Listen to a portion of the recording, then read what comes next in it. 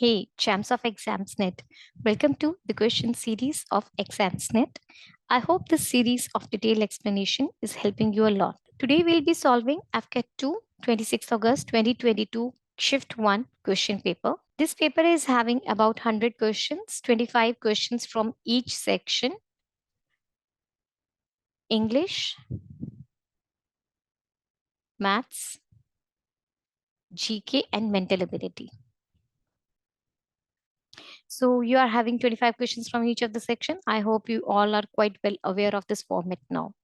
As you can see, we'll be starting with some English questions today. Before that, please give us your feedback in the comment section. Okay, let's read the instructions for the first question. It says the following question consists of incomplete sentence or sentence which is split in 4 parts. All the 4 parts are given like P, Q, R, S. These 4 parts are not in the proper order. They are not given in the proper order. You have to arrange the jumbled parts in the sentence and find out which of the 4 combinations will correctly complete the sentence. Let's read the first one. It says the Indian civil service gradually developed into one of the most powerful civil services dash, though these qualities obviously served British and not the Indian interest. Let's see the options. P is independence, integrity, and hard work. Q and often participated in the making of policy. R is and developed a certain tradition of, and S is its member exercised vast power. See, while arranging the parts of the sentence that are given in the options, we have to find out the grammatical and contextual connections between them. You have to look for these things between all the sentences. So let's find out. The first statement in the sequence should be the one which best connects with the clause, the Indian civil service gradually developed into one of the most powerful civil services. So it should be the very first sentence should be the one which is going exactly connecting. It's making a best connection with this sentence. I think it is S. Because why it is S? Because it is adding information about the power of members of the civil services, right? Then S will be followed by, so a very first one will be S. Then this S will be followed by, say, Q. Okay, why S is being followed by this Q? Because it explains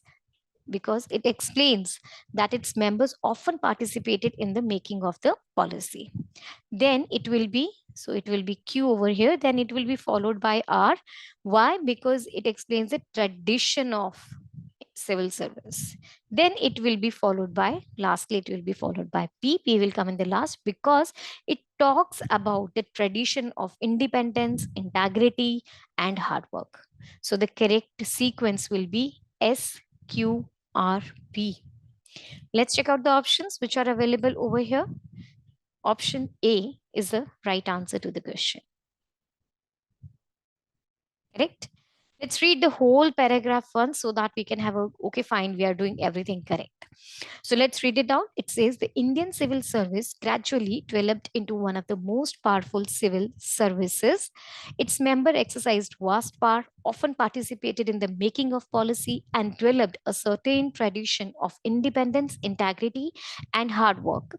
Though these qualities obviously served the British and not the Indian interests. Right? So this is the correct answer. I hope this question is clear.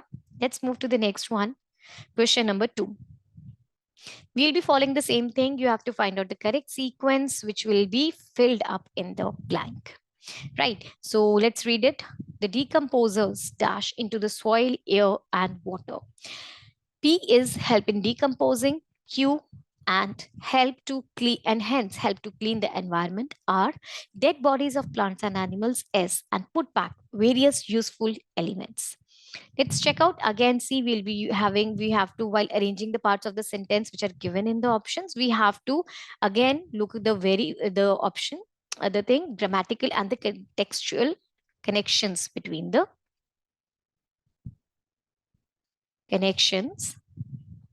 between the given lines. So let's find out. The first statement in the sequence should be the one which best connects with the phrase the decomposers.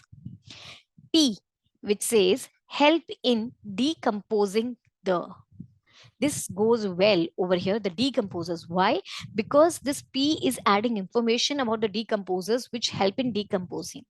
Then it will be followed by S because it is explaining that decomposers help in decomposing the dead bodies of the plants and animals, which will be followed by Q. So the very first one was P, then was R, then was Q. Why it is Q? Because it explains that by decomposing the dead bodies of the plants and animals, they help to clean the environment.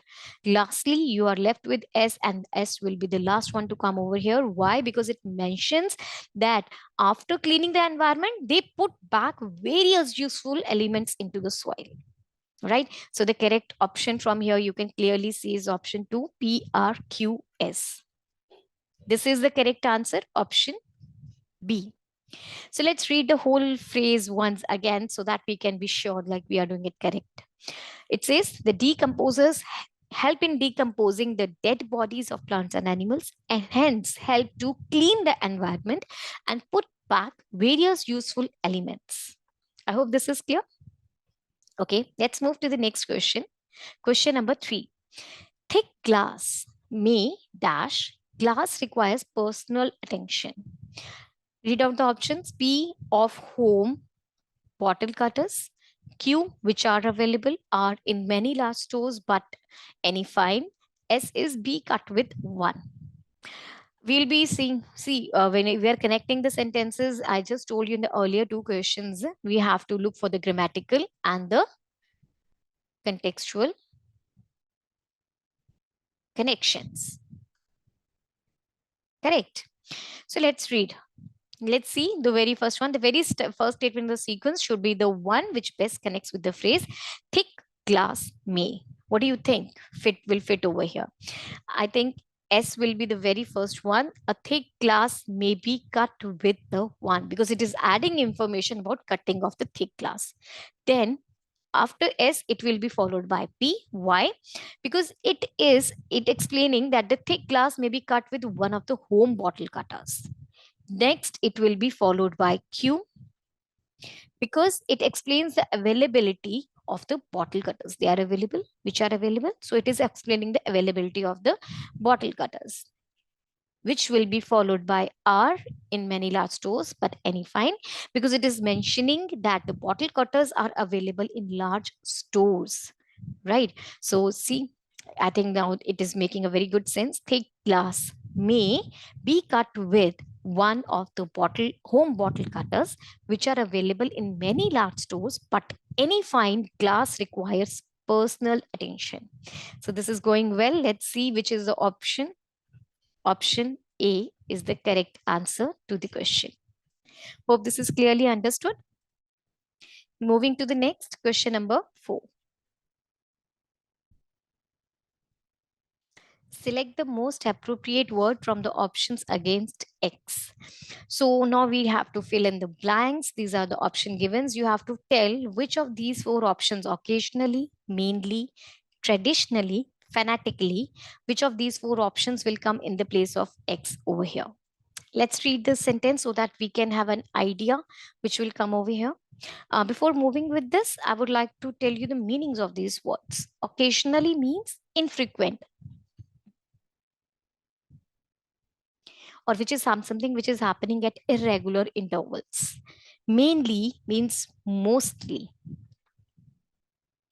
Traditionally, as a part of long established practice or custom or belief, something like that. Fanatically means motivated, right? Something uncritical enthusiasm or zeal, as like in religions or politics, right? So let's read the sentence now. Let's read the blank. Dash farmers have used a variety of methods to protect their crops from pests and diseases. Here we are talking about the farmers that previously farmers have used. Here we are talking about the farmers that previously methods about the previously farmers have used different methods to save their crops from pests and diseases. So the word traditionally, this word traditionally is correct in this context. So let's read. Traditionally, farmers have used a variety of methods to protect their crops from pests and diseases. So this option C is the correct answer to the question. Hope this is clear. Let's move to the next question. Question number 5. Now you have to fill in the blank why. And where is why? Here is why. And where are the options given? Let's see. Control, breed, heat, or maintain. Let's see the meanings of all of these words one by one. Control means to keep something within certain limits. To keep something in certain limits. Breed means to keep animals or plants in order to produce young ones from them. Animals or plants to produce young ones. Okay. Then heat, to pay attention to advice, to an advice. And maintain means to make something continue, to make something continue at the same level. Right. Now let's read the sentence. Let's see. They have put herb-based poisons on crops, hand-picked insects of plants, bred strong varieties of crops, and rotated crops to dash. See, over here, we are talking about the farmers that have spread herb-based poisons on crops chosen carefully to kill the insects on plants, produce variety of crops, or change the crops to keep the insects away from the crops. So the very word which is exactly fitting into it, to control insects, because we are controlling the insects. So option A is the correct answer to the question. I hope this is clear.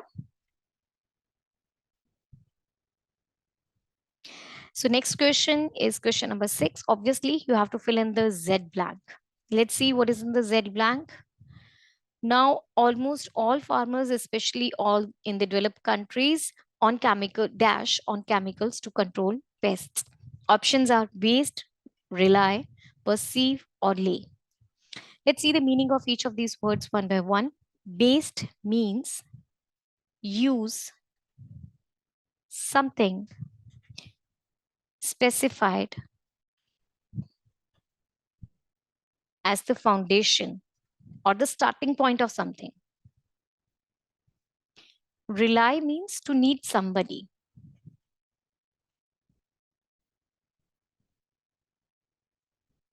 Perceive means to notice or realize something. Lay means to put something in correct position.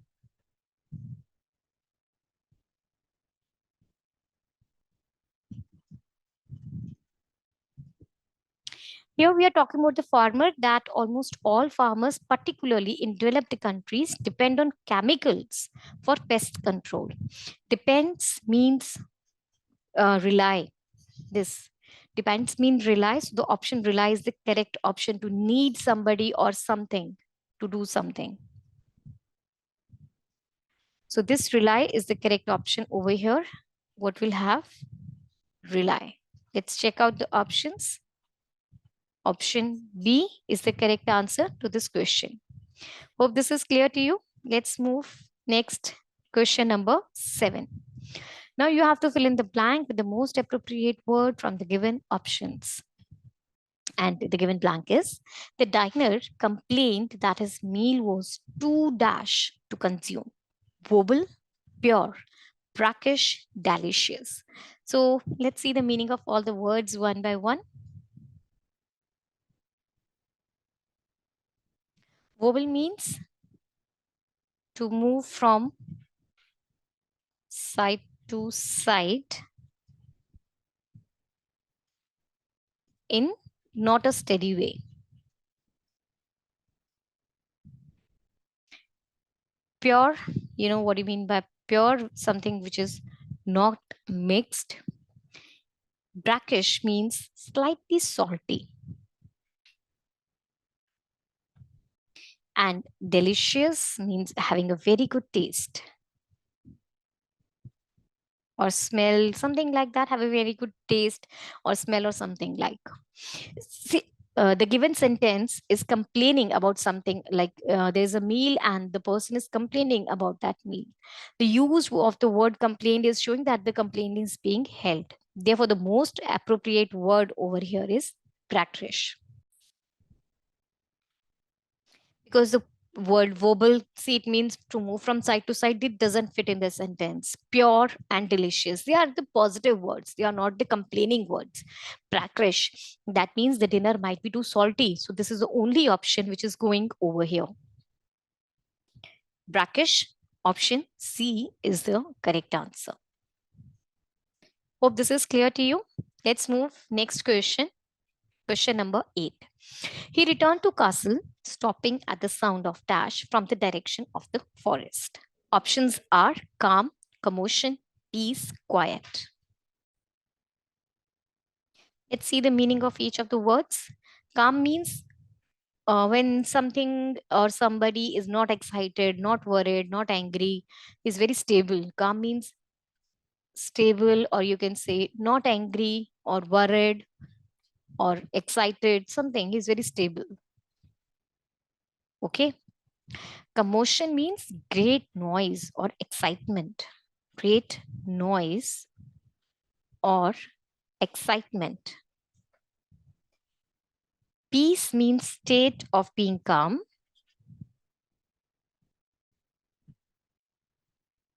And quiet means very little or no noise. No noise. So here the given sentence is talking about the reason of returning back to the castle. The use of word sound in the sentence is indicating, this word sound is indicating that something that you hear or that can be heard about. Therefore, the most appropriate word to be filled in the blank is commotion, because commotion means great noise or excitement. So, this word commotion is exactly fitting over here. Let's see. Let's read the sentence with the word commotion. He returned to the castle, stopping at the sound of commotion from the direction of the forest. So, this option B is the correct answer to the question. I hope this is clear. Next is question number 9. Alcohol de-addiction centers try to dash behavioral changes in the lifestyle of addicts by keeping them busy in various activities. And the options are bring about, bring in, bring out, or bring off. All of these are phrasal verbs, which are actually a combination of verb plus prepositions, which when used together usually take on a different meaning than that of the original verb.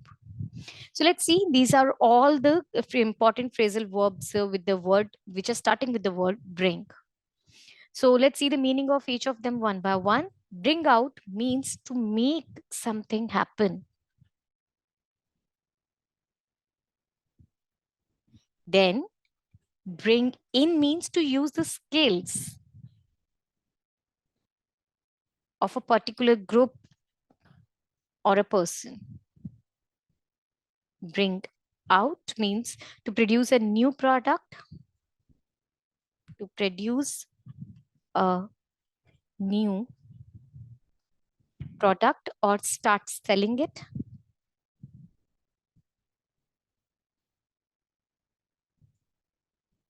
Bring off means to succeed in something difficult. So So we will have to see the sentence: alcohol de-addiction centers try to dash behavioral changes in the lifestyle of addicts by keeping them busy in the various activities. Correct option over here will be bring about, because it is meaning something when you're causing something to happen. Alcohol de-addiction centers keep addicts busy in various activities and try to bring about behavioral changes in them. So option A is the correct answer to the question. Hope you're clear with this. So let's move. Next question is question number 10. See, in this question, you have to choose the word which is opposite in meaning to the given word. The given word is colossal. Colossal, and the options are giant, dark, small, opaque. Let's see, you must be clear with the meaning of all these words in order to have the opposite meaning word. Colossal means something which is extremely large, very large, extremely large. And what do you mean by giant? Something which is very large again. Dark means something where there is no light. Somewhere there is no light or a very little light. Small means very much small, not large in size.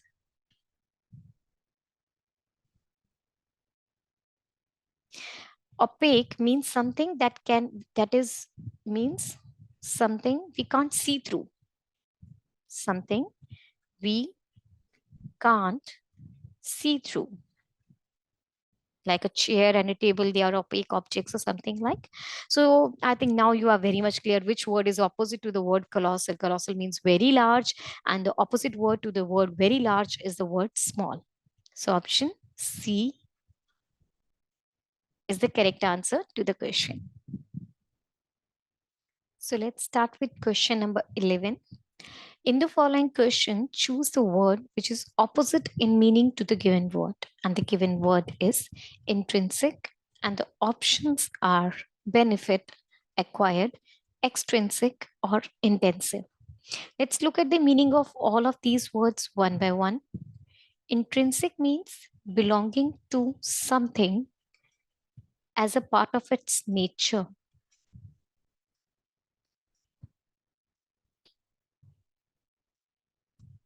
Its nature. Benefit means advantage, to take advantage of something. Acquired. Acquired, the word acquired means to obtain or to buy something by unspecified means. Obtain or buy something by unspecified means. The word extrinsic means not a part, not part of the essential nature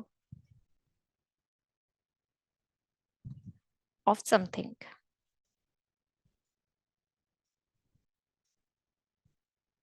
And the word intensive means involving a lot of hard work.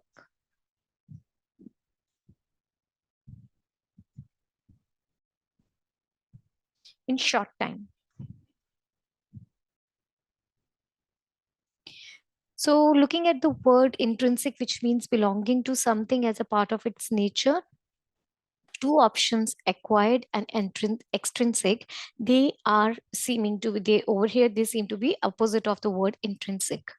But if I have to go for the one option, then I will go with the option acquired, option B, that is acquired, because it says when you are obtaining or you are getting something by unspecified means, you are forcibly getting that thing that's not actually a part of its basic nature. So the correct option from here is option B. I'm repeating, although acquired and extrinsic both are the correct ones, acquired is the more appropriate one. Okay, hope this is clear to you. Let's move next question. Question number 12. In this question, you are given some alternatives and you have to choose the best one which expresses the meaning of the given word. And over here, the given word is proponent. Let's see the options which are given to us. It's supporter, opponent, passive, or bestow. Let's see the meaning of each of them one by one. Proponent means a person who argues or speaks openly in public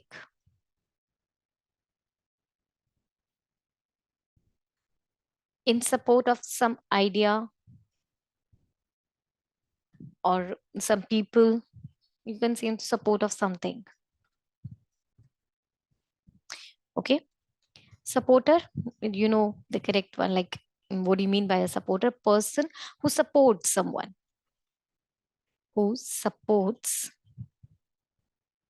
someone, like some party supports some party or some sports team, something like that. And the word opponent means a person who disagrees with somebody's actions.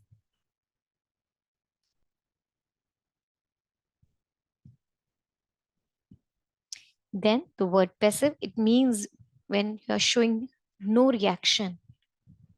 You are sitting passively, you are not giving any reaction. That is what you mean by the word passive. When you're showing no reaction, no feeling, or no interest. So, this is the word passive. Bestow means to give something to somebody, to give something to someone in respect, in like to show some respect.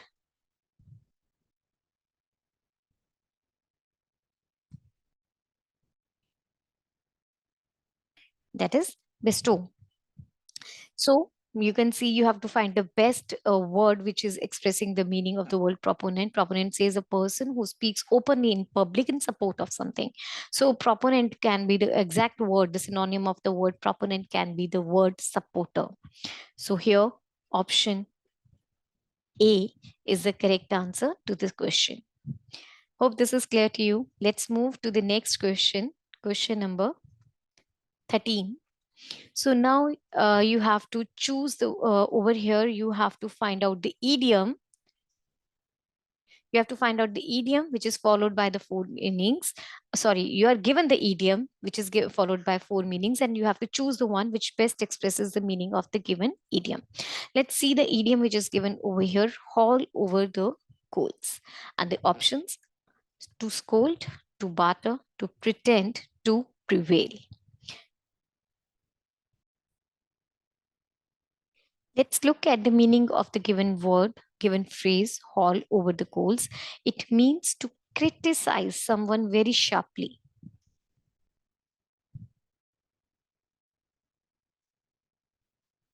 or scold very badly. So this is what do you mean by the haul over the coals. To scold, that means you can clearly see now. To scold is the correct option for here. To scold is the correct meaning to the given phrase, haul over the coals. Barter means to exchange. Actually, to barter, barter means to exchange the goods, services, goods, or some services or some property in exchange of other things. To pretend means to behave in a particular way.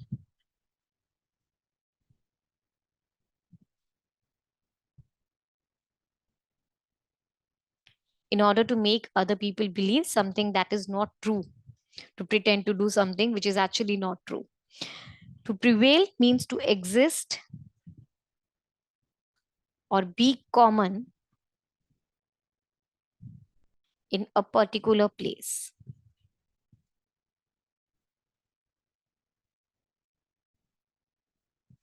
So I think you are very much clear. Hole over the coals means to scold. Here's the correct option. A is the correct answer. Let's look at an example also so that this can be very much clear. Ritesh was hauled over the coals for coming in late for work. Ritesh was, sorry, hauled over the coals for coming in late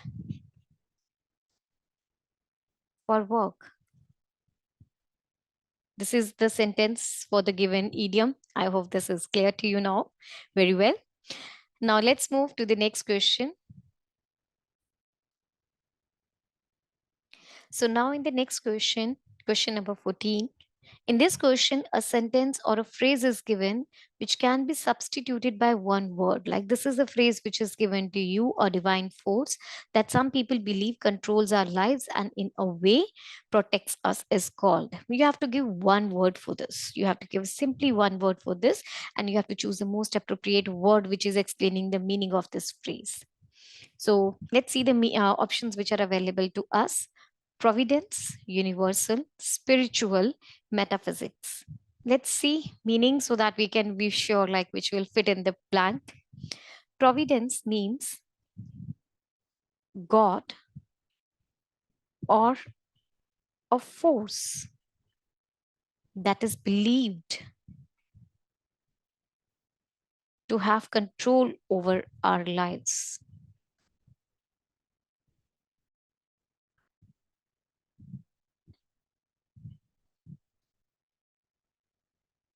Or things to us that are happening in a particular way that protect us. The word universal means connected with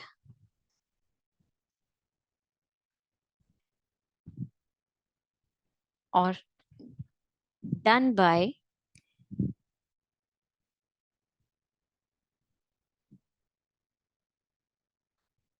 everyone in the world. Like universal when everybody in the world is being affected by something in particular, on a whole, on one platform. Next is spiritual. It means concerning deep thoughts about yourself. Deep thoughts like about our inner self.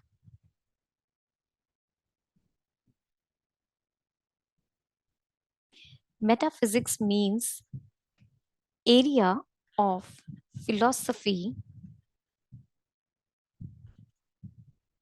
that deals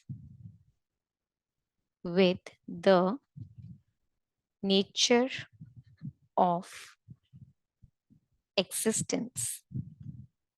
So I think now it is very much clear to you what will come in the blank. Let's read out the statement once again. A divine force that some people believe controls our lives and in a way protects us is called providence. Providence is the correct word to substitute for the given description. Let's fill. Let's see another sentence of providence so that we can be sure of it. The recovery of Shweta was a special providence of God. Recovery of Shweta was a special providence of God. So, option A is the correct answer to the question. I hope this is clear to you. Next, let's see question number 15. This says the given idiom is followed by four meanings and you have to choose the one which best expresses the given idiom. The given idiom is take time by forelock. Take time by forelock, and the options are to take revenge, to take for granted, to be late, to seize an opportunity. So let's first of all look at the meaning of the idiom. Take time by the furlock. It means to accept an opportunity without hesitation. Opportunity without hesitation. So let's see the meanings one by one. To take revenge. To take revenge means when you are taking revenge, or you're doing some actions which are in context to something bad that some other person has done. To take for granted, when you are taking that person for granted, like, okay, fine, that person will do always this and that thing for me despite whatever I am doing. To be late, when you are late for something. To seize an opportunity means to grab an opportunity. So you can see clearly the word was, the given phrase was, take time by the fairlock, to accept an opportunity without hesitation. This goes with the D option, to seize an opportunity.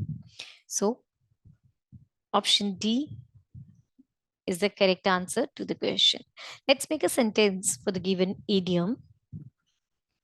You must take time by the forelock and do it now.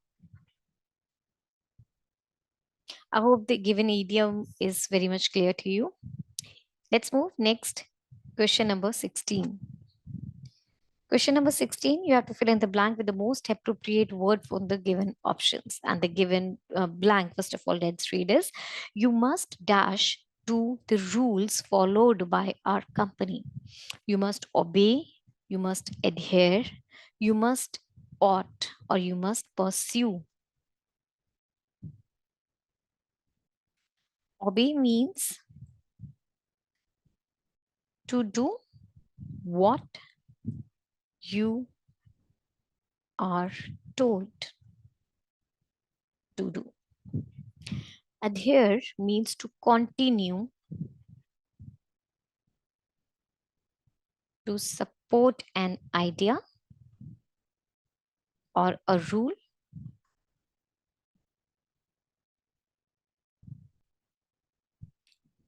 Ought means it is used to indicate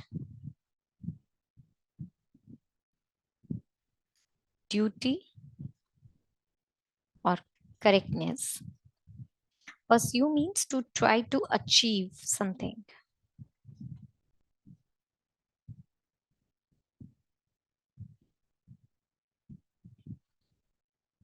Or to continue to do something over a period of time. So what do you think the correct option will be? See, it will be adhere. Option B. It is clear from the given words that option 2, adhere, is fitting exactly, because you must follow the rules made by the company. You have to support the rules to that is made by company.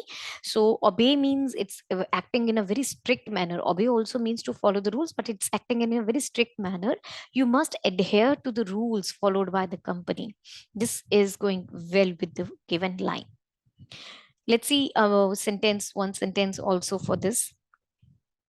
All members of the association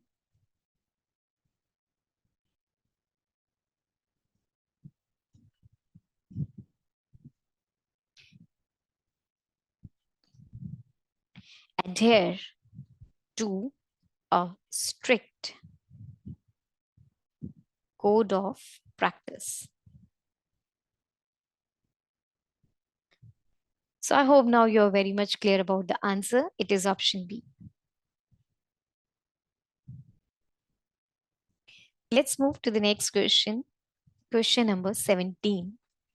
Now you are given four phrases. The given sentence is followed by four phrases or the idioms. Choose the one which can be filled in the blank to make the sentence most meaningful and correct. Let's read it out. An honest person lives by dash. And the options are the sweat of one's brows, the sight of sore eyes, long arm of the law, foot in the mouth. The sweat of one's brows, this idiom means doing hard work. Doing hard work or some very hard physical work. For example, Himesh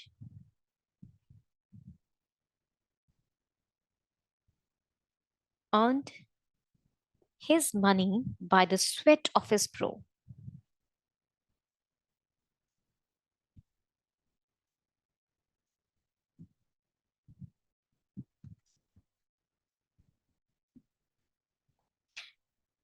So, an honest person lives by doing hard work or the physical work, right? An honest person lives by doing all these things.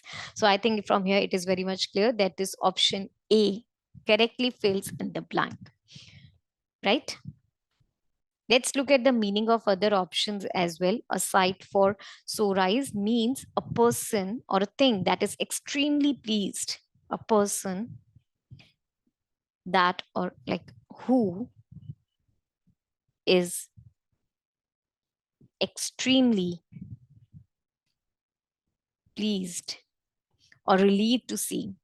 Long arm of the law, it means ability of the police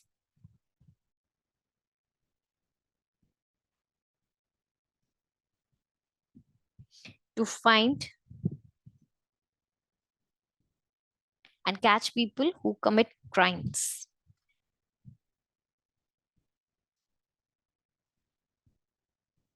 Foot in the mouth means to accidentally say something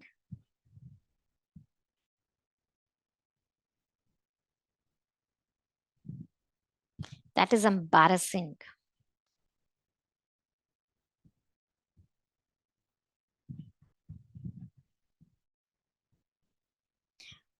Or that upsets or annoys someone. So you can see an honest person lives by the sweat of one's brows. That's by doing the hard work. So this option is the correct answer. Hope this is clear to you. Next is question number 18.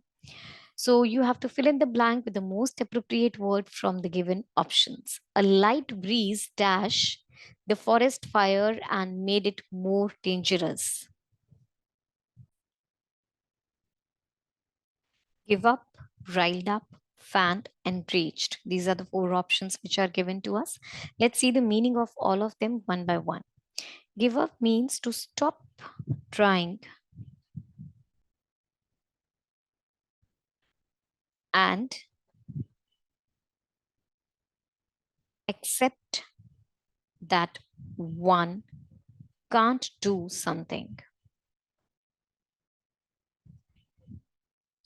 And the second one, riled up. Riled up means to make angry or upset or agitated. Fanned means to make a fire burn more strongly by blowing on it. Enraged means to make somebody very angry, to make someone very angry. So let's look. What do you think the correct option over here will be? A light breeze dashed the forest fire and made it more dangerous.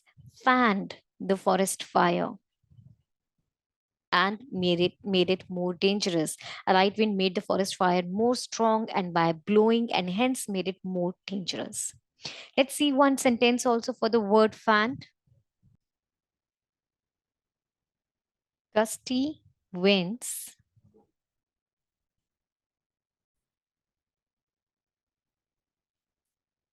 fanned the flames. So I hope you are very much clear about the word fanned and its meaning and how it's fitting in this sentence. Let's move to the next question. Question number 19. In the following question, out of the given alternatives, you have to choose the best one which expresses the meaning of the word. And the given word is precarious. Options are uncertain, perfect, perpetual, or certain. Let's see the meaning of each of these words so that we can be sure the correct word which is expressing the meaning to this word. Let's see the very first one, precarious. It means not safe, or you can say dangerous, to be in the simplest one. Simplest or something not safe or not sure, something like that. Uncertain does also means not sure of something, when you're not able to decide.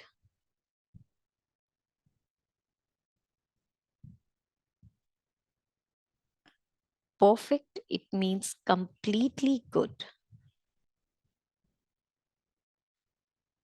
When you're completely good without any faults, without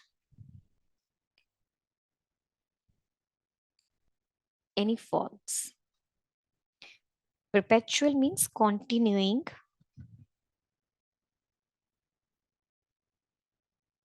over a long period of time without stopping.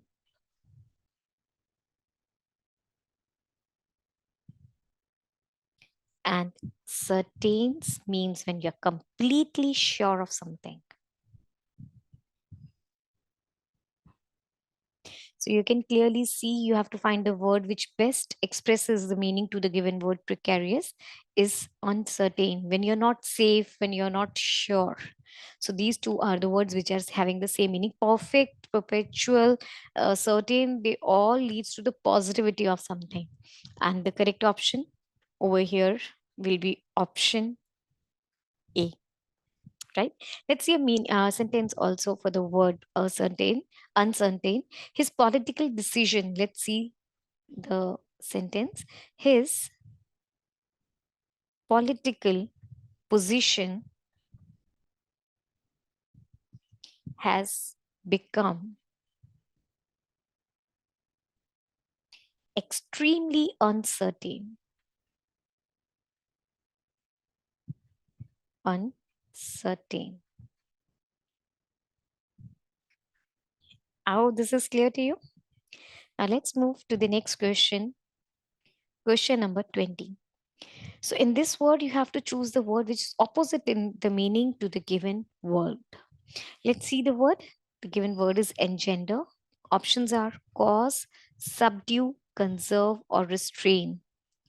Again, we'll be seeing the meanings of each of these words one by one. Engender means to cause or give rise to something. To cause or give rise to a feeling or a situation or a condition, something like that. Cause means to make something happen.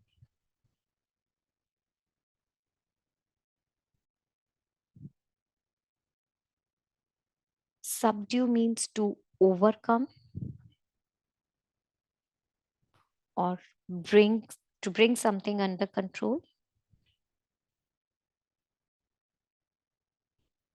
Conserve means to protect from harm.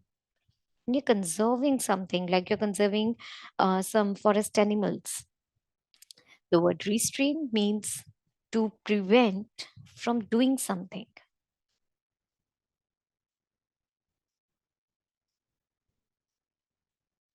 or to keep a control. That will be more short and appropriate. You have to find the word which is opposite to the meaning to the word engender. And the correct answer over here is restrain, because engender means to give rise to something, a feeling, situation, right? When you're giving rise to a feeling, particular situation, and the word restrain means to prevent from doing something when you're having a control over something. So option D is the correct answer to the question. Hope this is clear to you. So I would also like to tell you some of the more antonyms to the word engender. They can be like we just discussed one of it. They can be restrain or end or cease. These are a few more antonyms to the word engender. Let's move to the next question. Question number 20. 1. But before that, I would quickly like to remind you, if you're having any doubt in any of the questions other than this video, then you can go to our Telegram link given in the description box. Okay, so let's start. In the question, out of the given alternatives, you have to choose the best one which expresses the meaning of the word wrote. And the options are debate, discussion, defeat, or ending.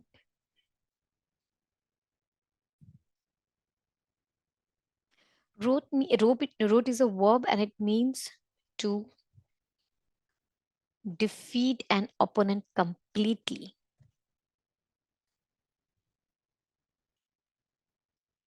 So I think now you're very much clear which will be the correct answer. I hope you're clear. It will be option C, defeat.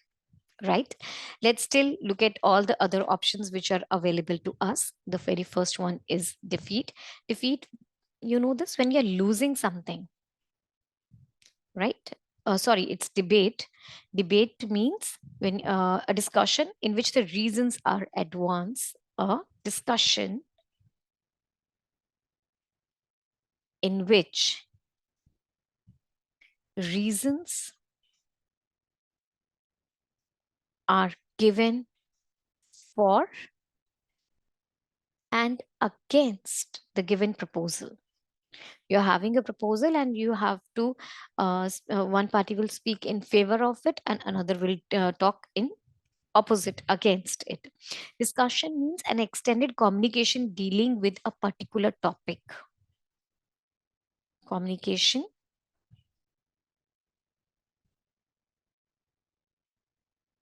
about a particular topic. About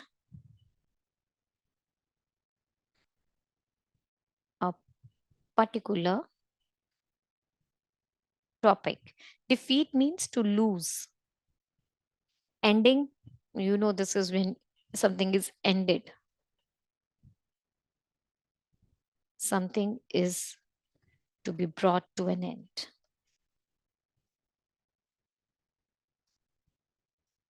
Right? So here is the correct option C. I hope you're clear with this. Let's see a sentence for the word wrote. The Indian chess team wrote it all the rest. See, this is clear. Let's move to the next question. Question number 22. So in this question, there is a related pair of words which are given. Each pair is followed by four other pairs of words. You have to choose the pair from the given option, the pair of words that best expresses the relationship like the original pair. So the given pair over here is shame and honor. And the given options are hypocrisy, deception, daring, courageous, cautious, hasty, humility, resignation. Let's see. Shame. Shame, you know, when you're having an unpleasant feeling of guilt or embarrassment that you have done something wrong or something stupid, something wrong that you have done. So you have a feeling of shame. So you can say this is an unpleasant feeling because of some deed. And honor, it is the respect from the other people that a person or a country gets because of the high standards of behavior or the moral character of that person, right? So honor is the feeling of respect. Now, in the given pair, shame and honor, the shame and honor, they are antonyms of each other, right? Shame and honor, they are antonyms of each other. Let's look at the correct option now. Which one of out of these four will be the correct option over here? The correct option seems to be cautious and hasty. See, what do you mean by cautious? When you're taking a great care to avoid some possible danger.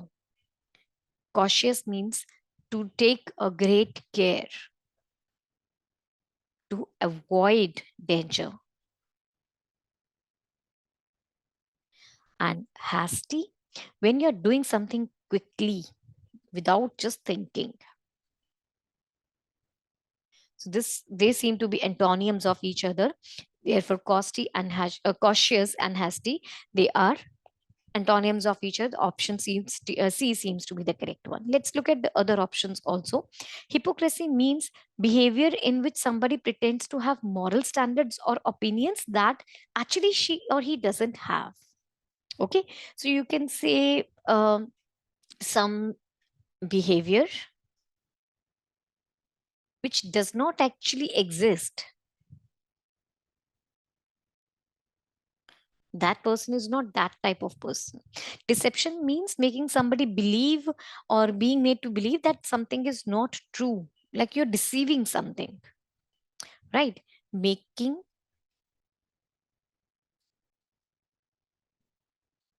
believe that making somebody, just a minute, making someone believe or being made to believe that it's not true about something which is not true. Daring means very bold, and courageous means that person he is not afraid of the danger or the pain. So again, you can say courageous also means someone who is very bold. Humility means quality of not thinking that you're better than other people. So quality of not thinking that you're better than others.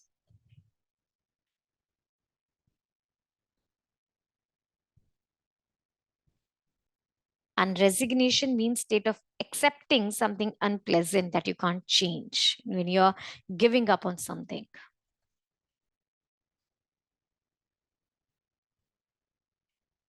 So you can see only cautious and hasty, they are antonyms, just like shame and honor, they are antonyms. So option C seems to be the correct answer to the question. I hope this is clear to you. Let's move to the next question, question number 23. In this question, there is a related pair of words given. Which pair is followed by the four other pair of words? Choose a pair from the given option, the pair of words that best expresses the relationship like the original pair.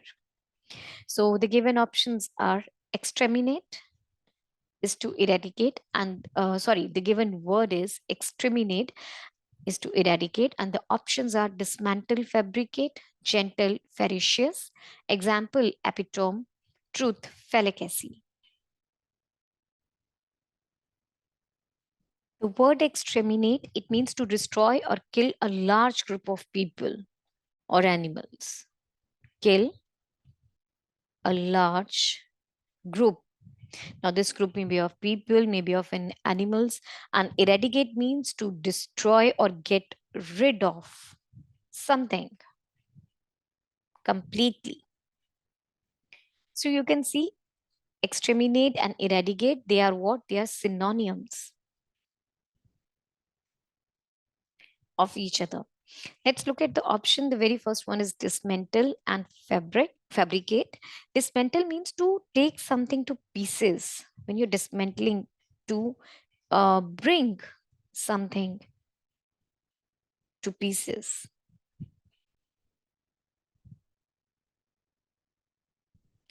And fabricate means to invent something false in order to deceive people. To invent something false to deceive.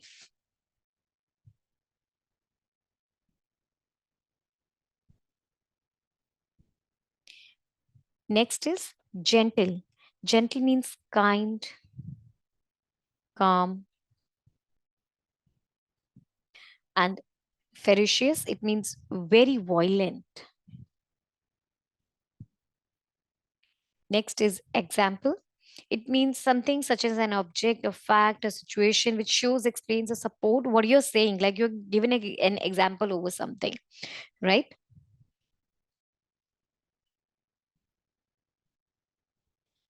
Something that supports what you're saying. And epitome means a perfect example of something. Next is truth. Truth means like fact, sure fact. Absolutely true. And fallacy means a false belief, right? So you can see clearly the one given option, the question which was given to us was the synonyms, each other, exterminate and eradicate. They were synonyms. And over here, I can see the synonyms over here as option C, that's example and epitome. They are the synonyms of each other. So option C is your correct answer. Hope this question is clear to you. Let's move next question 24. So in this question, the given sentence is having four parts A, B, C, D. Choose the part of the sentence with an error, mark it as your answer. If there is no error, you can write as D. Let's read it out. If I'm the principal A of the school B, I would make co-circular co-curricular activities compulsory for each student. C, no error. Option A. Over here, option this part A, if I am the principal, this is the this is having an error in it. This sentence is about a particular condition in the future. If I am the principal, like you are talking about something particular condition in the future, but there is no possibility of it being real. In such cases, it should be over here. If I were should be used to describe the subjunctive mood over here. In this mood is used about a hypothetical situations or things which are contrary to the facts. For example, if I won the lottery, I would buy a house. Therefore, the use of this am over here is incorrect. It should be replaced by this word to make the sentence grammatically correct. And now, what the sentence should have been. If I were the principal of the school, I would make co-curricular activities compulsory for each student. So, which is having the error in it? Option A. A part is having error in it. Hope this is clear to you.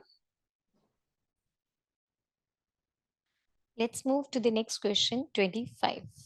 Again, you're having just like in your previous question, we did, they are having A, B, C, D parts, and you have to tell which part is having error, whether A or B or C or D. Which part is having error, and if no, there is no error, then you can simply mark it as option D. Right, let's read it out. My senior asked me whether I was interested to joining the group for the skit. So over here, the part C is seeming to be having some error.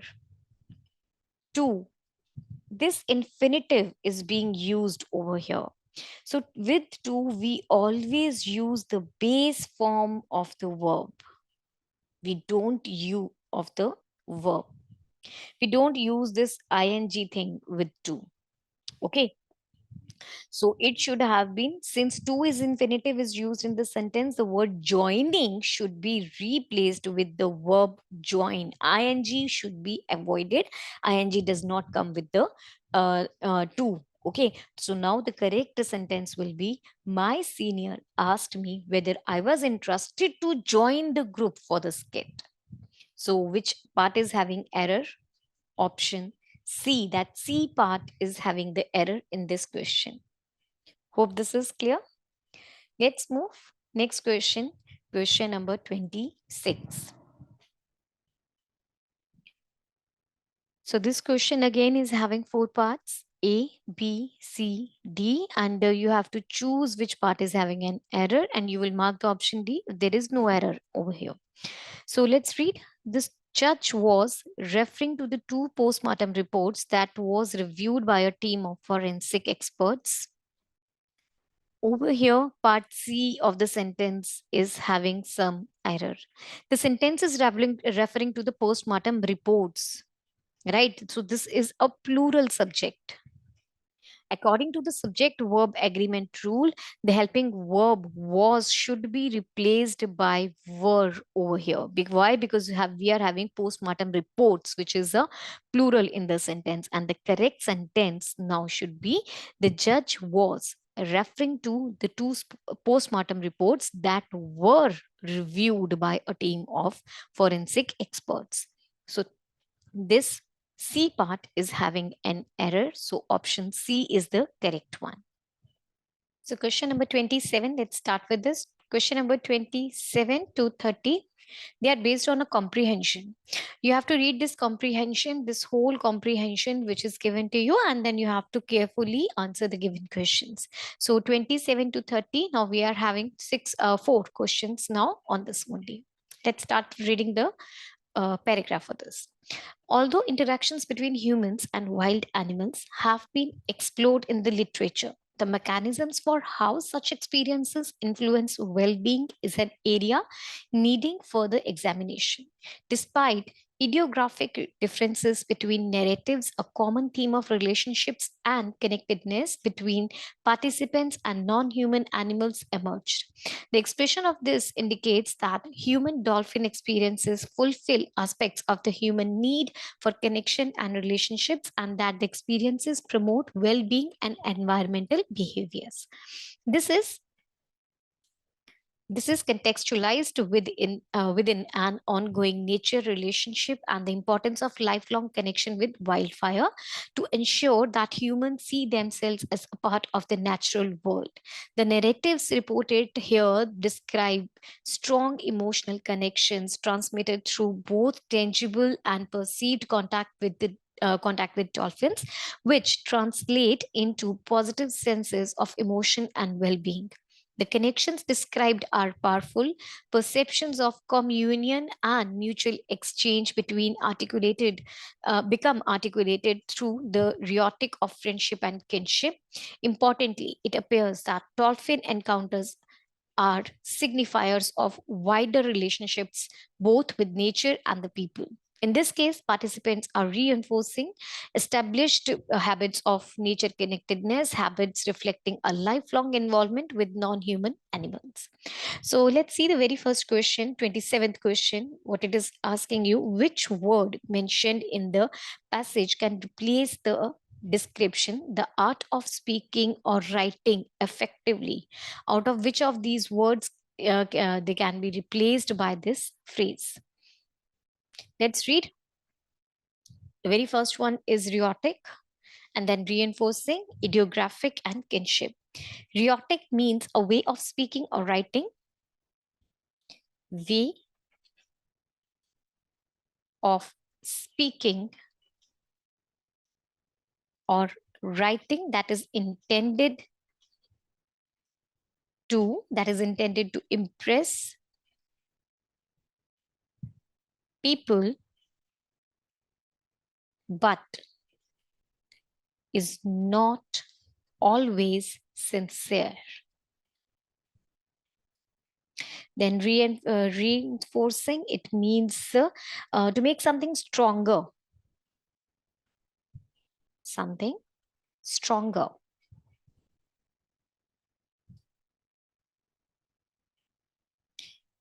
Ideographic, it's relating to or dealing with something concrete or unique, relating to something unique or individual, like this. Okay. And then next is kinship. What do you mean by that? Kinship, it's a feeling of being close to somebody, a feeling of being close to someone because you have similar characteristics. Because you have similar characteristics. Right? So from the above given description, it can be inferred that rhetoric is the correct word that can replace the given question. So option A is the correct answer. The art of speaking or writing effectively, it is option A, rhetoric. Let's see.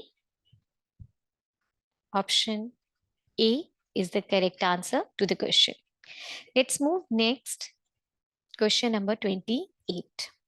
So now you have to see connections are powerful because dash. Choose the most appropriate answer from the given options. Option A says humans see themselves as a part of the natural world. B says a mechanism for how such experiences influence well-being in an area. C says communion and mutual exchange between articulated through rhetoric of friendship and kinship. D says of lifelong involvement with non-human animals started at an early age. The correct answer, let's see. See the fifth line of the passage. If we are seeing the passage over here,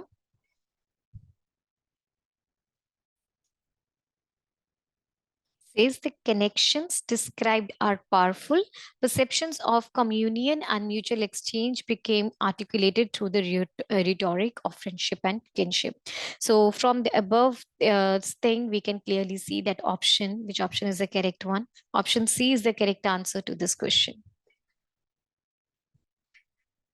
right? I hope this is clear to you. So see, whenever you are going to solve these type of passages, you must, first of all, the very important thing is, first of all, you must read the passage very carefully and then identify what is the purpose of the passage. And then when you're going through the questions, you have to be very specific. Okay, fine, you're looking for this information. It is located in which part of the passage. I hope this will make your job easy in finding out the answers from the passage. Let's move to the next question. Question number 29. It says the strong emotional connections are transmitted through dash. You have to choose the most appropriate answer from the given options. Option A, reinforcing established habits of nature. Then option B says contextualization within an ongoing nature relationship. C, tangible and perceived contact with dolphins. And D is idiographic differences. Um, See, over here, the fourth line of the passage, it says the narratives reported. If you look at the, just a minute, yeah. So if you see this line, the narratives reported here describing among the emotional connectedness and transmitted through the both tangible and perceived contact with the dolphins, which translate into positive senses of emotion and well-being. You can clearly see me, tell me which is the correct answer. I think it's very much clear to you now which is the correct answer. Option C is the correct answer to the question, right? See, again, you have to, the same thing, you have to read, identify, and be very much clear what question is being asked to you. And then you have to look at the part of the passage where that probably answer can lie, right? So these things will be very much easy. These type of questions will be very much easy for you to solve. Let's move to the question number 30. It says you, which one of the following is employed by perceptions of communion and mutual exchange became articulated through rhetoric of friendship and kinship? The four options are given to you. You must read the four options first of all. See, in the given, first of all, let's understand what it is asking in the question. See, in the given sentence, perception of communion and mutual exchange become articulated through rhetoric of friendship and kinship. The statement has been used for relationship between dolphins and people. The statement explains that mutual understanding becomes expressive through proper communication. Hence, the nearest meaning, let's see. First of all, let's read the all the four options. First says the relationship between dolphins and people are regarded as sharing and exchanging thoughts effectively through antipathy and agony. B says the relationship between dolphins and people become communicative with the help of effective persuasion of trust and sympathy. C, the relationship between dolphins and people are regarded as non-communicative and cannot be trustworthy. D says the relationship between dolphins and people are regarded as sharing and exchanging perceptions will effectively be exchanged through hostility and trust. The nearest meaning of the given sentence, this given sentence, the very much nearest meaning of this given sentence is option B.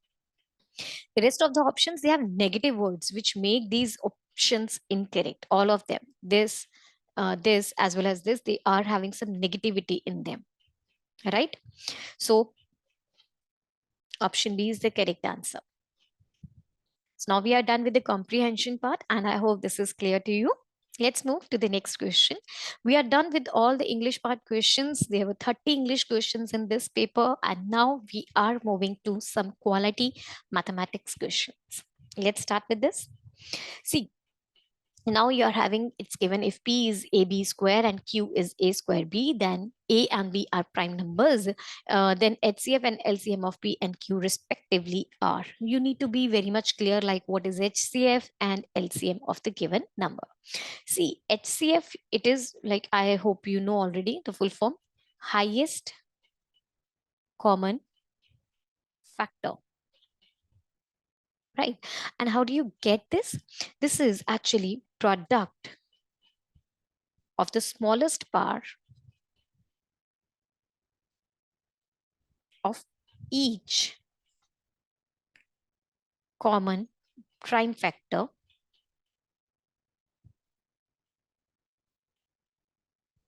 in the numbers,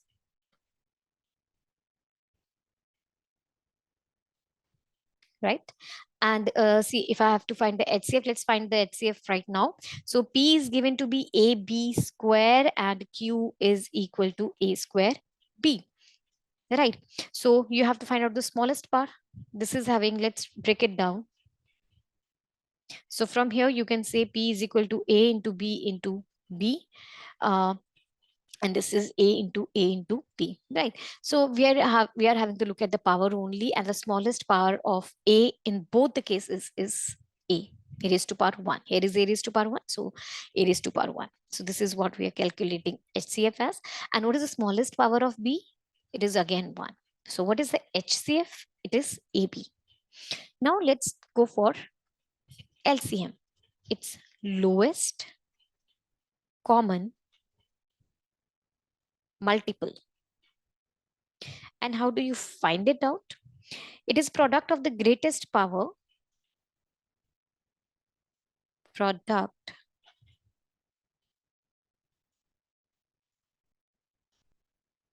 of the greatest power of each prime factor involved in the numbers. Okay, so LCM, the numbers were A, B square, this was, and Q was A square B. So what will be the LCM? Let's see the highest power. A raised to power 1, A raised to power 2, the highest power of A is 2. B raised to power 2, B raised to power 1, highest power is 2.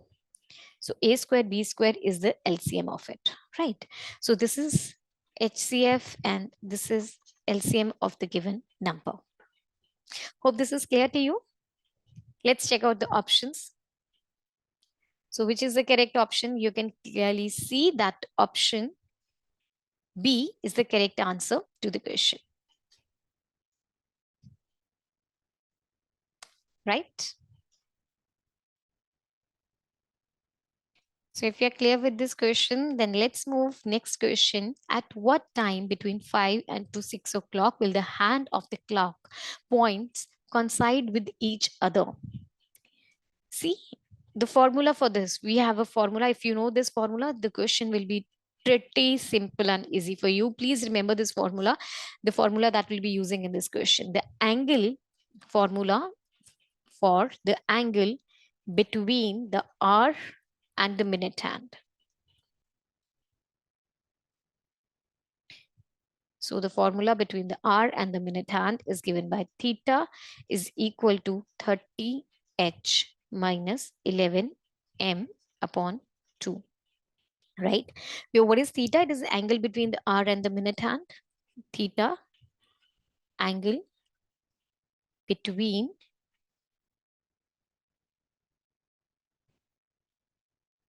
hour and the minute hand. H is hours and M stand for minutes. Right? So here the R is the starting one. Here the H is given to as 5. And theta, see they are coinciding. So theta, that is angle between both of them, will be equal to 0. right? And you have to find out at which hands of the clock point, both the hands, at what time 5 to 6 will the hands of the clock point. That means what you have to find out after 5, how many minutes, this minutes you have to find out. So let's fill in the values over here. Theta was given to be 0 degree. This is equal to 30 into h was 5 minus 11 m upon 2. This m you have to find out over here, right? So let's solve. 0 is equal to 150 minus 11 m upon 2. So 150 is equal to 11 m upon 2, right? This will give you 300 upon 11 is equal to m, which gives you m is equal to 27 3 by 11 minutes.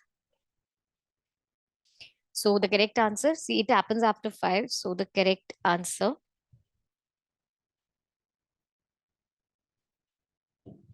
is 27 3 by 11 minutes past 5. Let's look at the options, which is the correct one.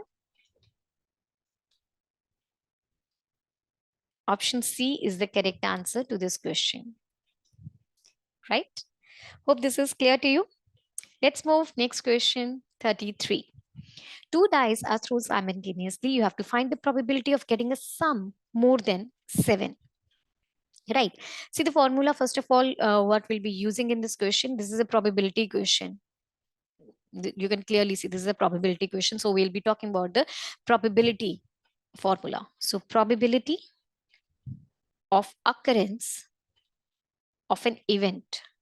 Probability of occurrence of an event. It's given by, like, if E is the event, then it is number of favorable outcomes divided by number of total outcomes. Okay, where and E represents number of favorable outcomes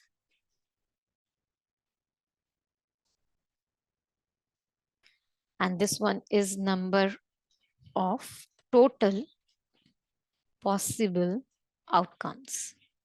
Correct. So dice, you know about this, is two dice are thrown. You know, dice is having 6 numbers starting from 1 to 6 on all the 6 sides of it. Dice is a cuboid shaped, which is having 1, 2, 3, 4, 5, 6 numbers. Right. And now look at the favorable cases. Total, when a dice is rolled, the total possible outcomes. I hope you are clear with that. Let's write down still 1, 1, 1, 2, 1, 3, 1, 4, 1, 5, and 1, 6. Then 2, 1, 2, 2, 2, 3, 2, 4, 2, 5, 2, 6. Let's write down the next one. So 3, 1, similarly 4, 1, 5, 1, and 6, 1. So it will go like similarly 3, 2. Let's write down 3, 2, 3, 3, 3, 4, 3, 5, 3, 6, 4, 2, 4, 3, 4, 4, 4, 5, and 4, 6, 5, 2, 6, 2, 5, 3, 6, 3, and 5, 4, 5, 5, 5, 6, 6, 4, 6, 5, 6, 6. Okay, so now the number of total outcomes, possible outcomes, and S, this is equal to C. This is 6 x 36. Now let's look at, these are the possible outcomes. Now look at the favorable outcomes. What is being asked to us in the question? What is asked to us in the question? Probability of getting sum more than 7. So you have to find out the probability of getting sum of more than 7. Like, what is the possible outcomes? Favorable, sorry. Favorable outcomes. So let's see at the favorable outcomes more than 7. You want the numbers which are having more than 7. So it is this. Then this 3 comma 5, 3 comma 6, 4 comma 4, this, then this. These are the favorable. The one I'm circling over here are the favorable outcomes. Because this sum, the total in this case is more than 7. Let's count how many of them are there. 1, 2, 3, 4, 5, 6, 7, 8, 9, 10, 11, 12, 13, 14, 15. So how many are the favorable outcomes over here? 15. So now we'll have to simply have both the values, simply put them in the formula which we did earlier. Probability of the event E to occur, that is probability of getting the sum of the digits on the two dice greater than 7 is equal to number of favorable cases, which is equal to 15, divided by the number of total cases, which is 36. So this will give you 5 upon 12, which is your required answer. Let's check out the options which are given to us. Option C, this is our answer. I hope this question is very much clear to you, right? Let's move to the next question. So let's start with question number 34. It says there are two bags. One contains 4 white and 5 black balls. Another contains 4 white and 3 black balls. Let's make two bags. First of all, this is the first bag, which is having 4 white and 5 black balls. And this is the second one, which is having 4 white and 3 black balls. If one ball is drawn from the first bag and kept in another bag unseen, then the probability of choosing a black ball from the second bag is. See, now you have in the question what is given. This is a bag, first one, which is having 4 white and 5 black balls. The second bag is having 4 white and 3 black balls. A ball is being transferred from this bag to this bag. Now there are two cases. Either the ball which is being transferred, it can be a white ball or it can be a black ball. It can be any one of the two. Right. So let's discuss the case when let this be the case A and this be the case B. Okay. So now there are two cases. Case A says you, case A is, or you can say probability of A, when you are transferring a white ball from the first bag to the second bag and you are withdrawing a black ball from the second bag. See, in any of the cases, you have to withdraw a black ball only from the second bag. So this is case A, right? Probability A, that means probability of A, what you can say is that is equal to probability of withdrawing a white ball from first bag multiplied by probability of withdrawing a black ball from the second bag.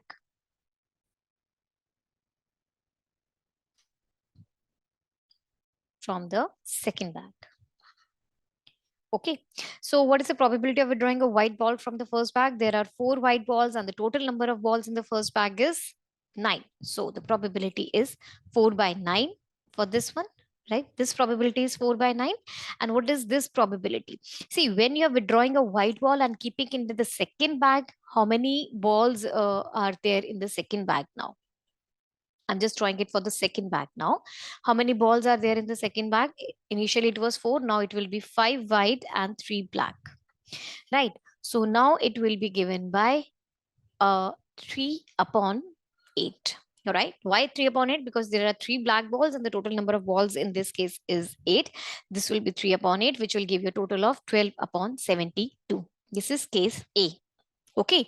This is case A and the probability of event A to happen is 12 by 72. I hope you're clear till here. Okay, now we are moving to case B when black ball is withdrawn from the first bag and you are keeping the black ball in the second bag. Okay, let's discuss that one again. So, case B. In this case, the probability of event B to happen. What is the event B we discussed? It is probability of withdrawing a black ball from the first bag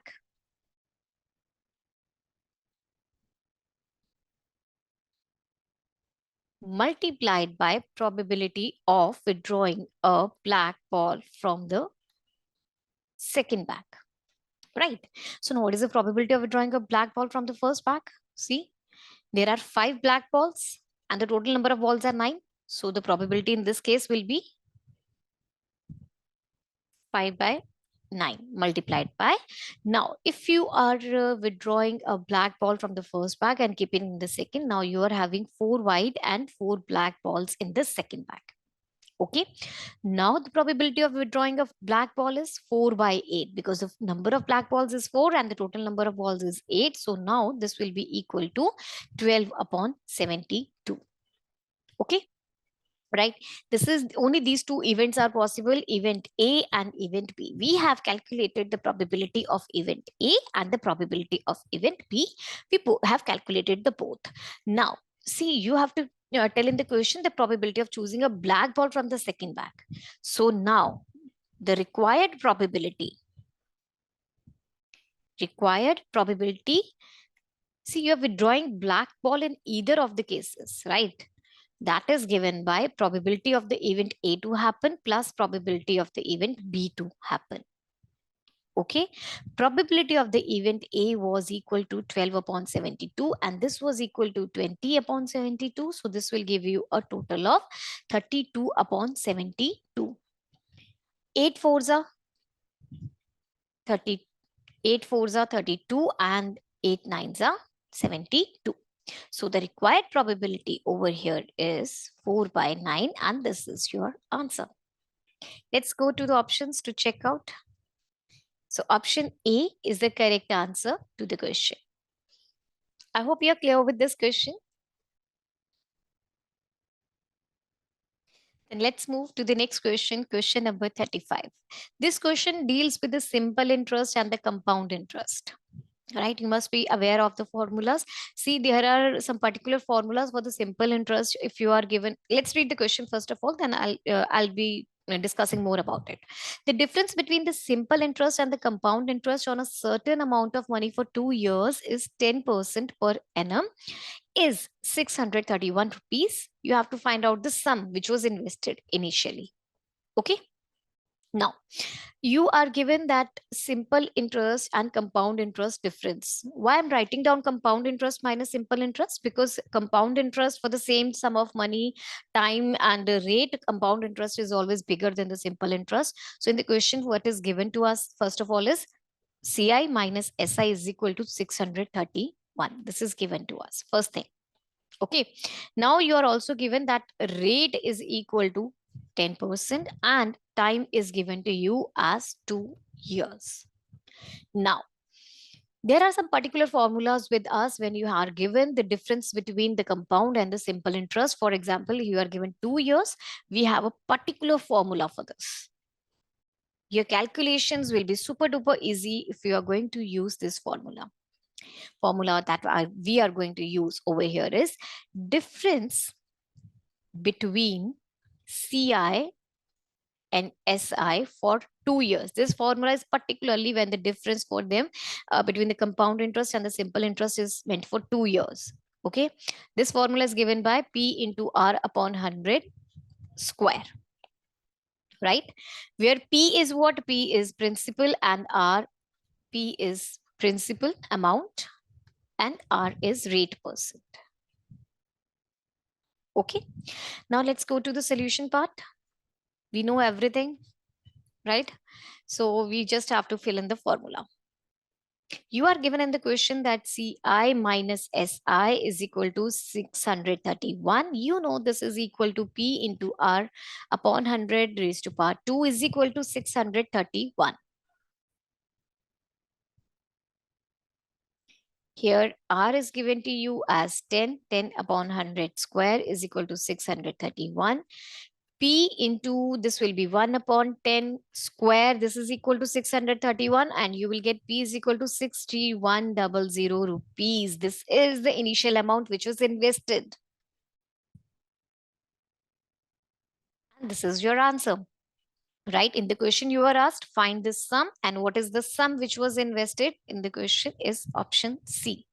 So your correct answer is option C. Are you clear with this question? Let's move. Next is question number 36. A lends 4,000 to B and a certain sum to C.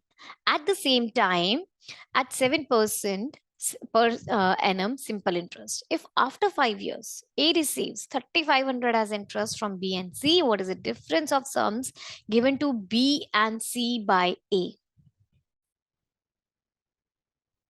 Let's write down what we are given. We are given that A lends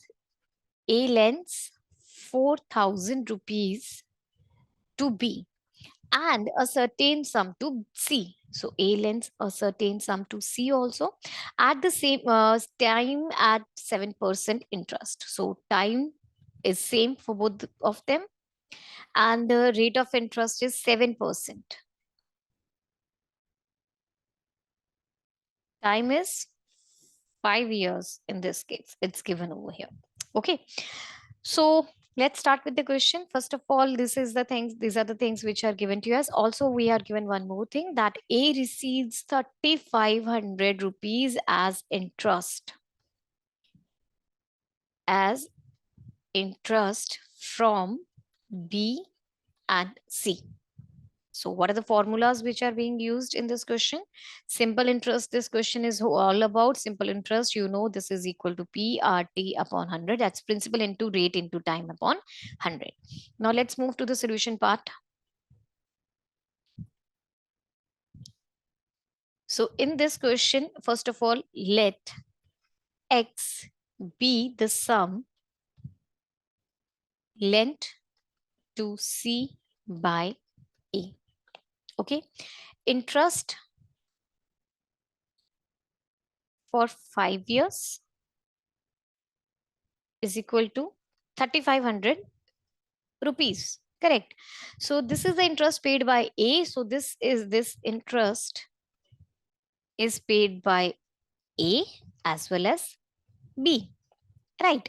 So this 3,500 is equal to see A invested 4,000 into rate of interest is 7, time is 5 upon 1,000 plus B invested sorry, not this sorry, this is C and this is B. Okay. And C invested, we assume that C invested X rupees and into 7 into 5 into 100. This is it. So you can say this will go at, this should be cancelled out at 520 and 520. Let's cancel. So now this one will be 3,500 is equal to, this is equal to 28,000 plus 7x upon 20 upon 20. I'm multiplying this with 20 over here. So this will be equal to 70,000 is equal to 28,000 plus 7x. 70,000 minus 28,000 is equal to 7x. This will give you 42,000 is equal to 7x or 6,000 is equal to x. So that means the money lent to C by A is equal to 6,000 rupees. Correct? What in the question you are being asked about? Let's see in the question you are asked, you have to find out the difference between B, the sums given to B and C. This is what you have to find out. So let's do that. Easy one now. We have done almost more than 90% of the question. So difference between C and B is equal to 6,000 minus 4,000, which is equal to 2,000 rupees. So your answer is 2,000 rupees. Let's check out the options. This option C is the correct answer to the question. I hope you are clear with this. Then let's move to the next question. 37. 10 years ago, average age of 4 members of the family was 24 years. 2 children were born and current age of 6 members is 24 years. If the age difference in both the children is 2 years, then find the age of the younger child. Let's go for the sum. First of all, we'll be writing down what things are given to us. So what things are given to us? 10 years ago, the average age of 4 members, that was equal to 24 years, right? And current average age of 6 members is 24 years. Okay. Formula. This simply is having a average formula. So you can say sum of ages is equal to average age into number of members. Correct? Now let's move to the solution. So present total age of 4 members.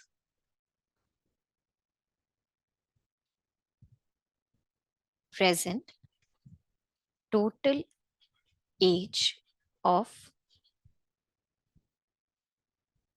4 members is equal to, see their average was 24, 24 multiplied by 4. This will equal to 96.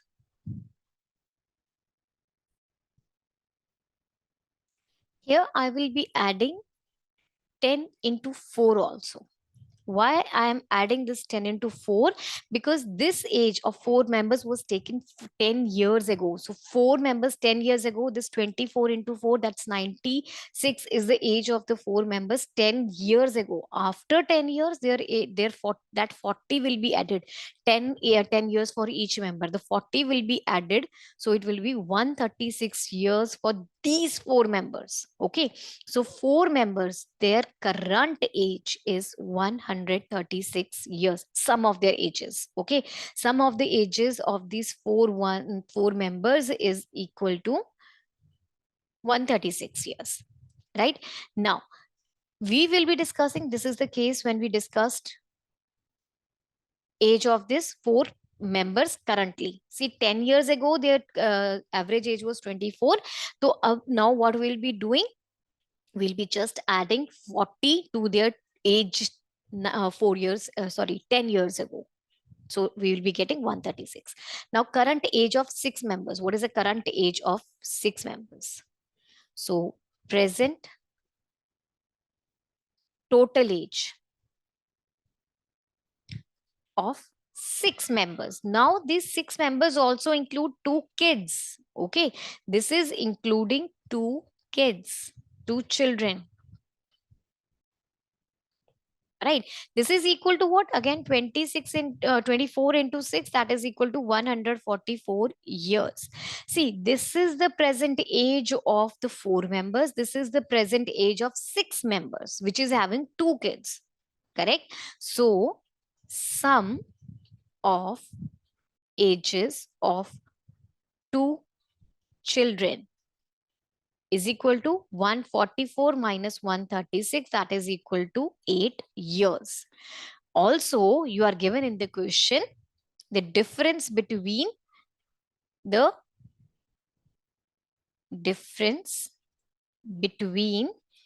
ages of 2 children is 2 years. Right? So let the ages be of the first child be C1 and C2. So C1 plus C2 is equal to 8 and C1 minus C2 is equal to 2. So that means if I'm using this method, I'll be cutting that. 2C1 is equal to 10C1 is equal to 5 years. So I'm solving these two equations simultaneously. I got C1 as 5 and C2 will be what? 8 minus 5, that will be equal to 3 years. So one child is 5 and another one is 3. In the question, you are asked what is the age of the younger child? The younger child is 3 years of age and option A is the correct answer. Hope this question is clear to you. See students, before moving further, if you are having any doubt in any of the questions other than this video, then please join the Telegram link given in the description box. Also give us your feedback in the comment section. So let's move to the next question, 38.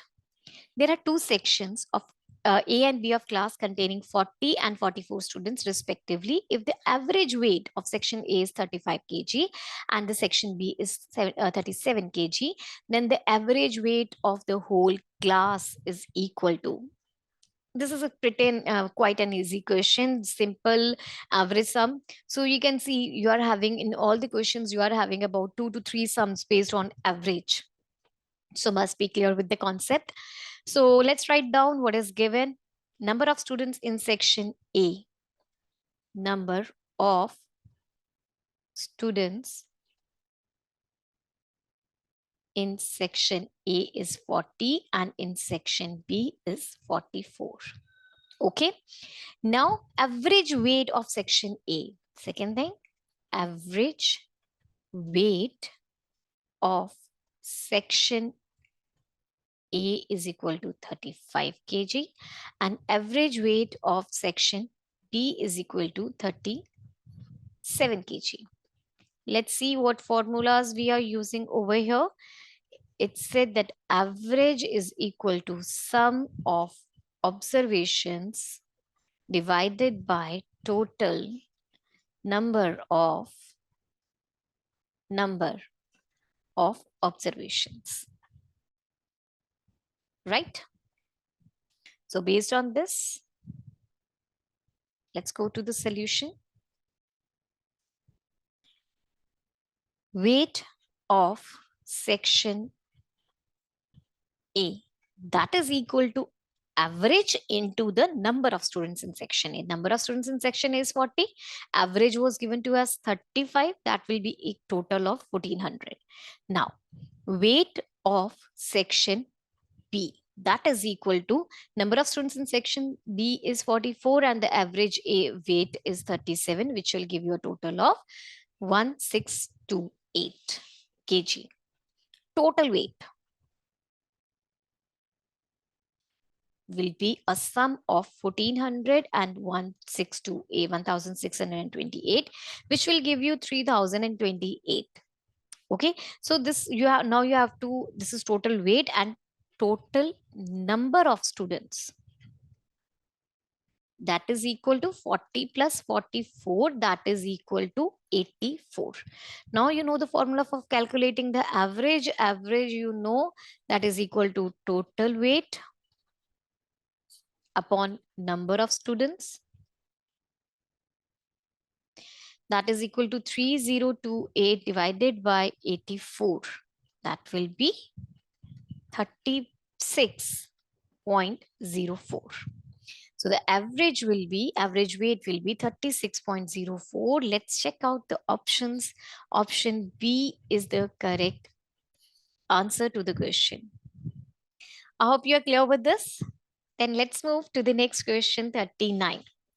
Sugar A of the cost 9.25 rupees per kg is mixed with another sugar B in 8:7 ratio. If the mixture is sold at 10 rupees per kg, then find the cost of another sugar. There's a little modification. The question is if the mixture is costing. Okay, so this is the cost which is given to us. Cost of the mixture is rupees 10 per kg.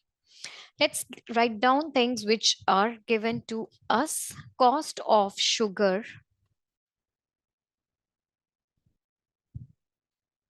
A is equal to 9.25 rupees per kg, and you are given cost of mixture, then it's 10 rupees per kg. Ratio of both sugar A and B is 8:7. Okay, let's go to the solution part now. First of all, let cost of another sugar be X rupees per kg. Then, now here we'll be using the rule of allegation. According to Rule of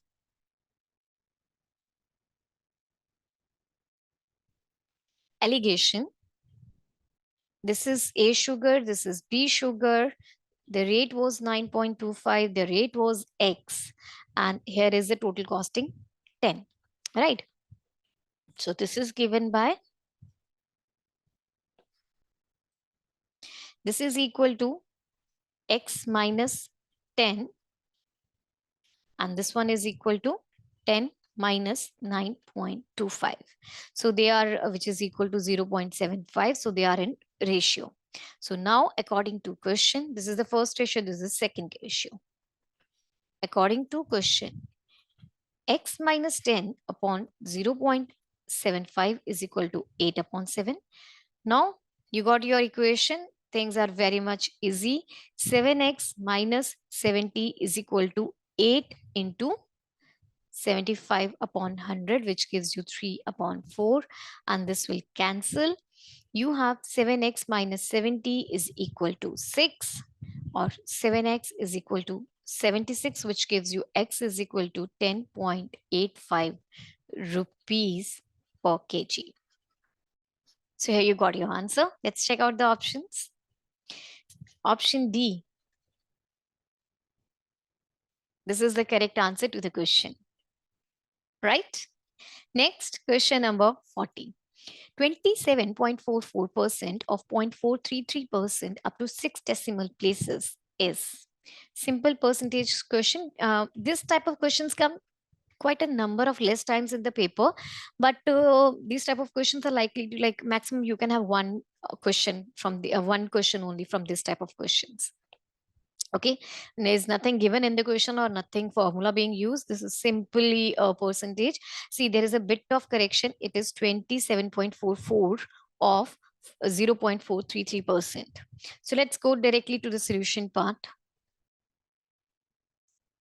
So 27.44 of 0.433% is given by 27.44 of means multiplication 433 upon 100, right? And this, if I'm opening the decimals, this will be 1000 for this one. Okay. So now you got this. This is 27 upon 44.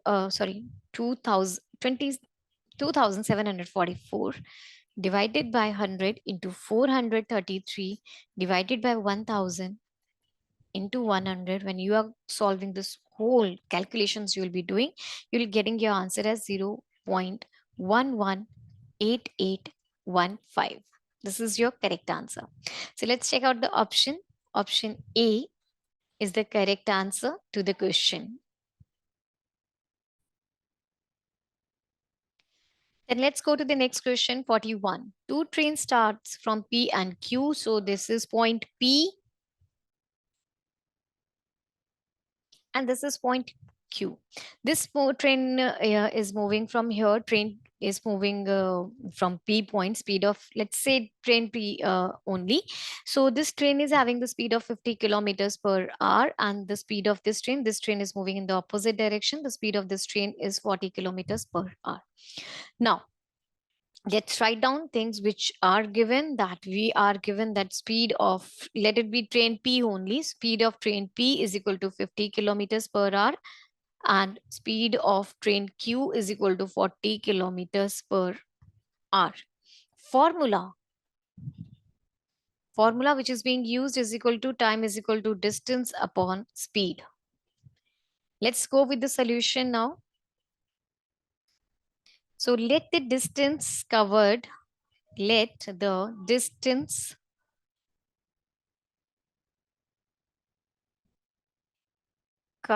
by train Q be X kilometers. Okay.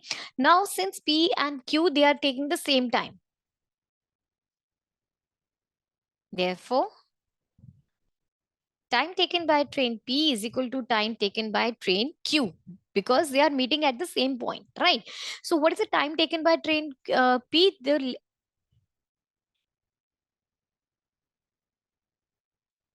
TP will be equal to x plus 100 upon 50. Why it is taken x plus 100? See, we have assumed that, see, the distance traveled by P and Q were equal in the time interval when they are meeting, that is equal to x. And by that time, the train P has traveled 100 kilometers more. So the distance traveled by the P train is equal to x plus 100, and by the Q train is equal to x upon 40. Correct? Now let's do the cross multiplication. First of all, these zeros will cancel. You will have 4x upon 400 is equal to 5x, or x is equal to 400 kilometers. So this is the distance traveled by P or Q. What do you have to find out? You have to find out the distance between P and Q. Let's find out the distance between P and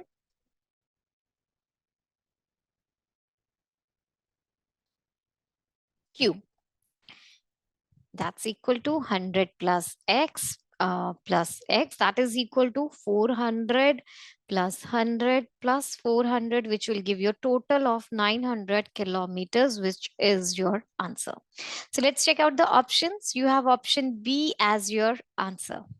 I hope this is clear to you. Question number 42.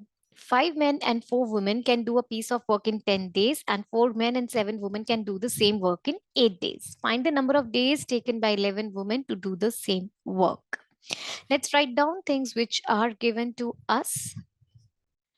First thing, 5 men plus 4 women can complete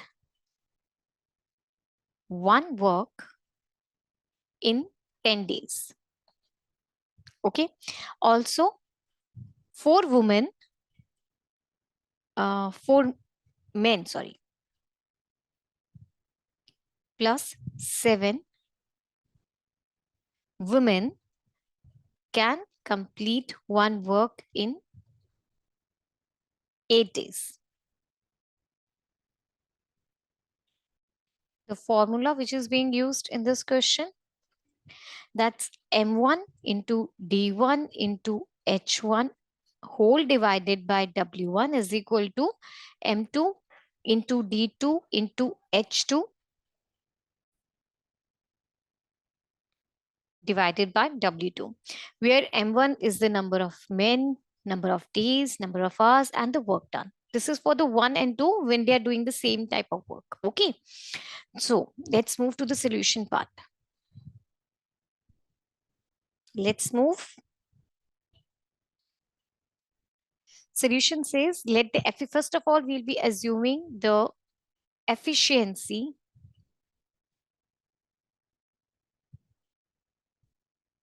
of men as M and women as W.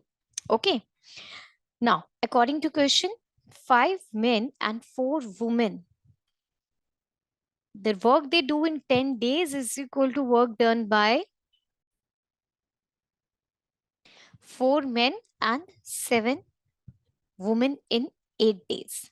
Let's open it up. You have 50M plus 40W is equal to 32 men plus 56W, which gives you 18M is equal to 16W, or M is equal to 8 upon 9W. Okay, so that means 1 man, the efficiency of 1 man is 8 by 9 of 1 woman. Right? Now, let's take up this equation once again. So, 1 day work of 5 men and 4 women, 5 men and 4 women, 1 day work is equal to 1 by 10. Men was having the efficiency 8 by 9 of women. So this plus 4 women is equal to 1 by 10. Right. So this will be equal to 40 upon 9 plus W plus 4W is equal to 1 by 10. So you'll be solving this.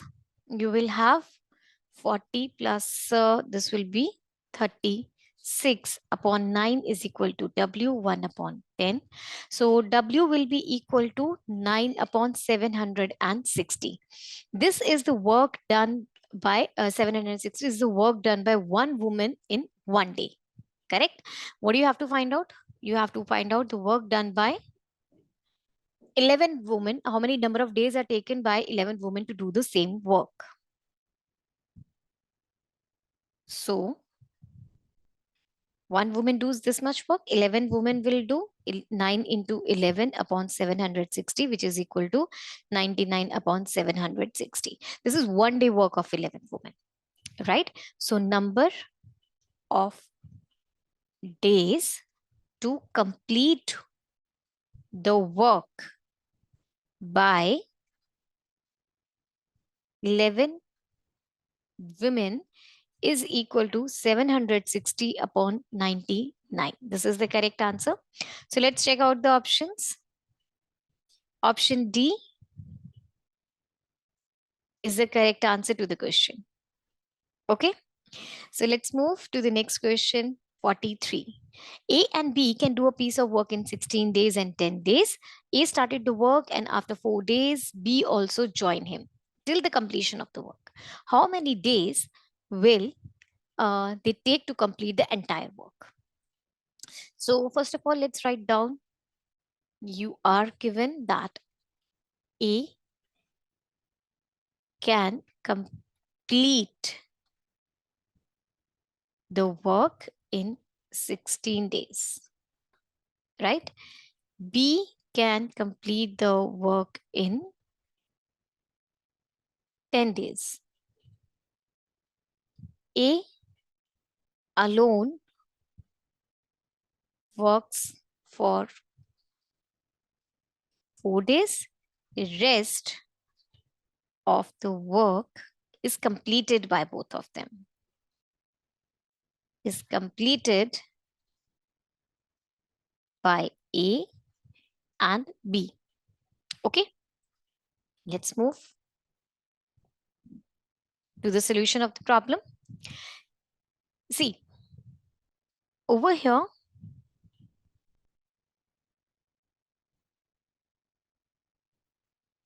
so you are given A can complete the work in 16 days. So 1 day work of A is equal to 1 by 16. If he worked for 4 days, then 4 days work will be 4 into this, that will be 1 by 4.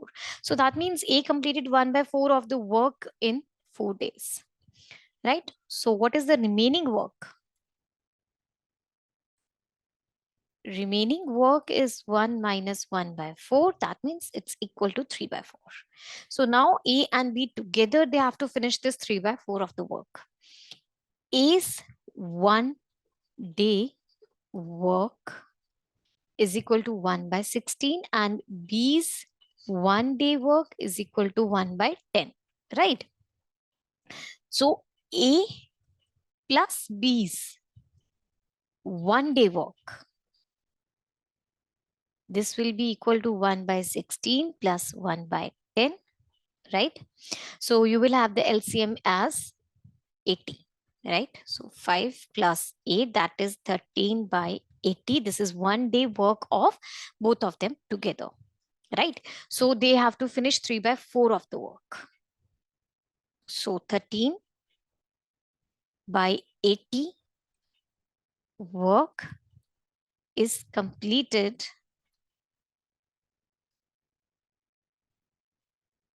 in 1 day. So 3 by 4, first of all, let's say one work will be completed in 80 by 13 days. And 3 by 4 of the work will be completed in 80 upon 13 into 3 by 4. That is equal to 60 upon 13 days. So these 60 upon 13 days are taken by A and B together to complete the remaining work. What in the question is being asked to us is how many days they will take to complete the work. So this is the total time taken to complete the work. Total time required to complete whole work, that is equal to this time taken by A and B together plus the 4 days work which was done by A alone. So now let's take the LCM. 60 plus 52 upon 13. This is equal to 112 upon 13. This will give you 8 upon 13 days as your answer. Let's check the options. So which is the correct answer? Option D is the correct answer. Hope this question is pretty clear to you. Let's move to the next question, number 44. The selling price of an article is 96 rupees and cost price is numerically the same as profit percent. You have to find out the cost price of the product. Okay, so let's write down the things which are given to us. First of all, we are given that the selling price is 96 rupees and cost price. Let the cost price be X and the profit percent is equal to X percent. Why? Because it says numerically profit and the cost price, they are equal. And the formula that will be used over here is profit percent is equal to selling price minus cost price divided by cost price. Okay. So this is a profit percentage formula. Let's move to the solution of the question. So now you are given that the selling price is equal to 96. We have assumed that the cost price is X, right? Cost price is X rupees and the profit was X percent. Now you'll be using this formula, simple as that. So profit percent, we just said the profit percent is equal to selling price minus cost price upon cost price into 100. Profit percent was X, selling price was 96 minus X upon X into 100. So this will be equal to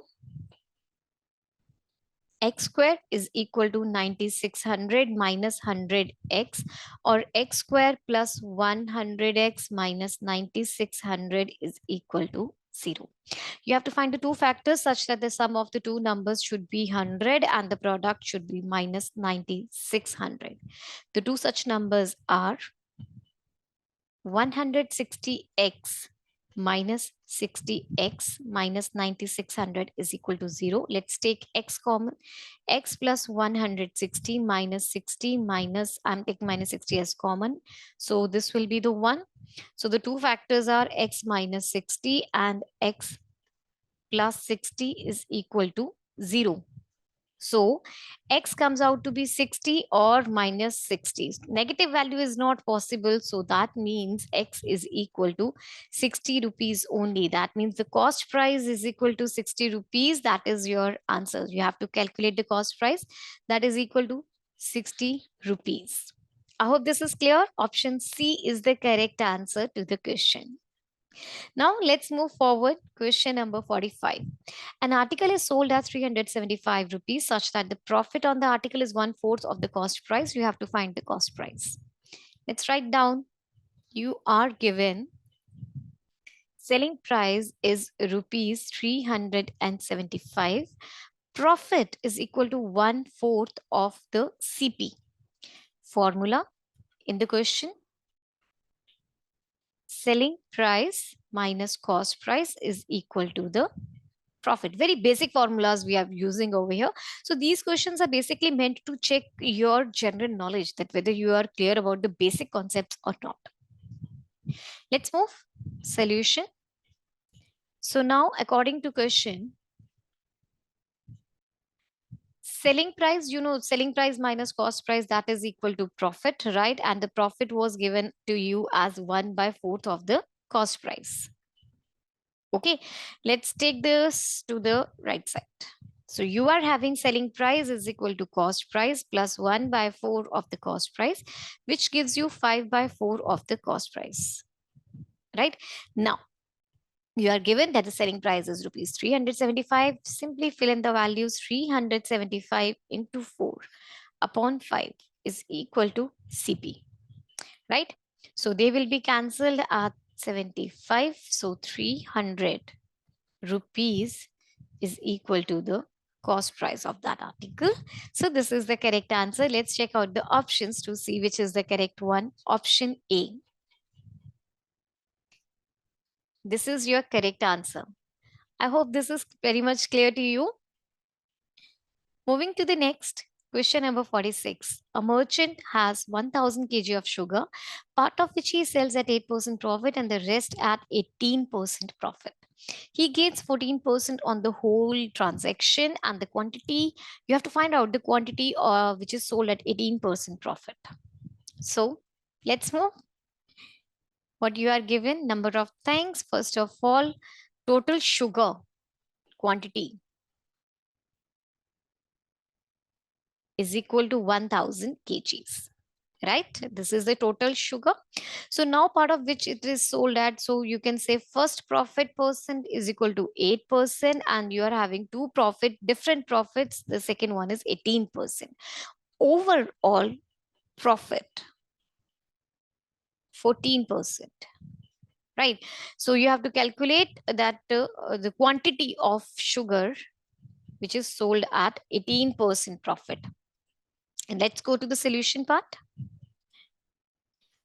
So now here we'll be using the rule of alligation again, which we used in the last question. So here are the two quantities, that's 8 and 18. I'm giving them, this is 8 and 18.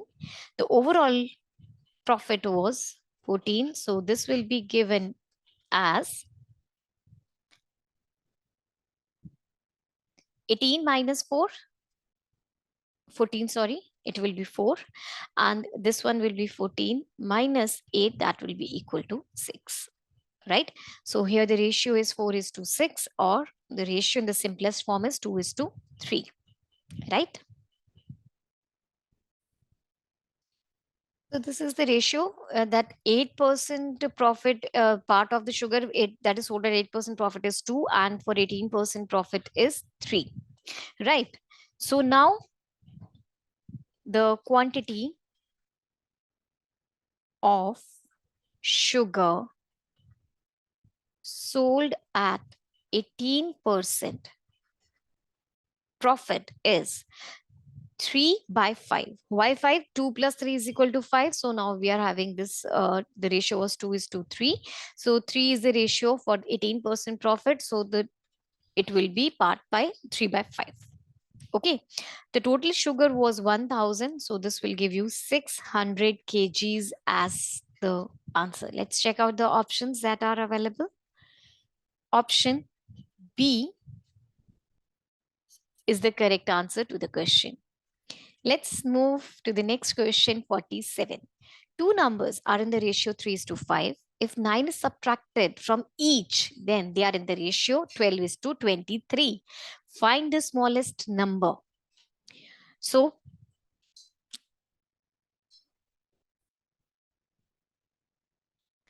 let's move to the solution part.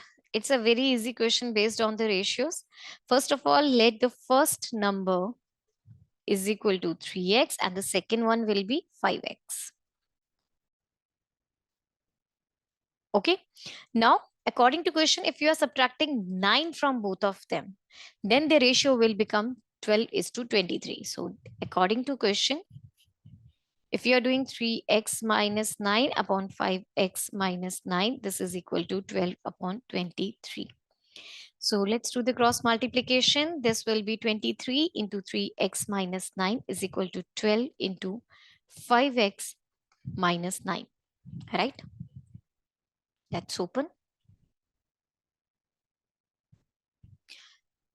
69x minus 207 is equal to 60x minus 108. So this will be 9x is equal to 99, or x is equal to 11. Right? What do you have to calculate in the question? Or you have to calculate the smaller number. The smaller number is, of course, 3x. So the smaller number is equal to 3x, that is equal to 3 into 11, that is equal to 33. So this 33 is your answer.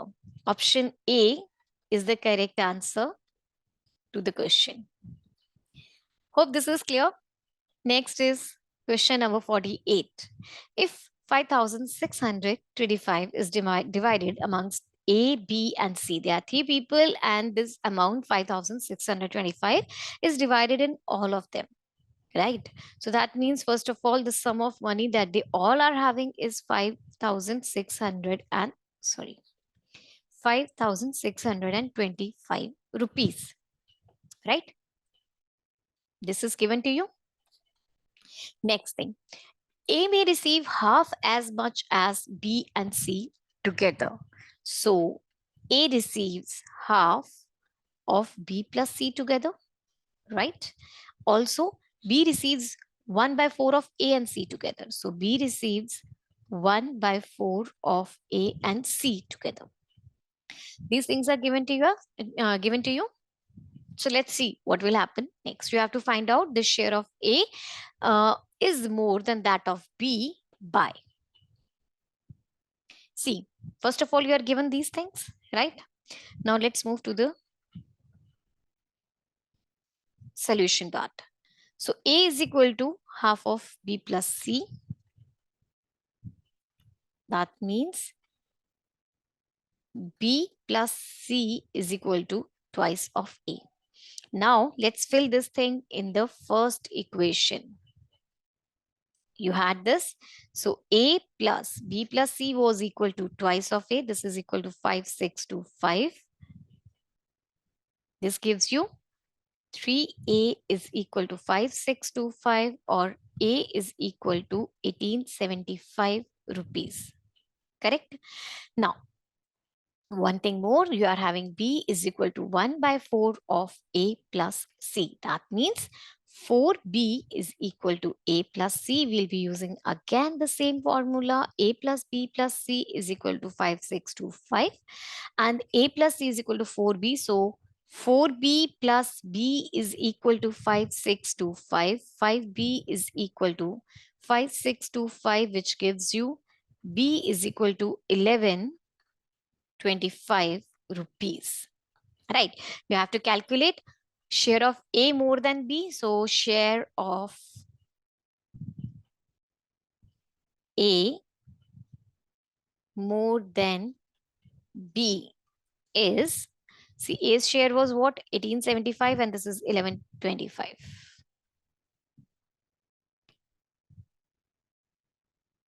This is equal to rupees 750.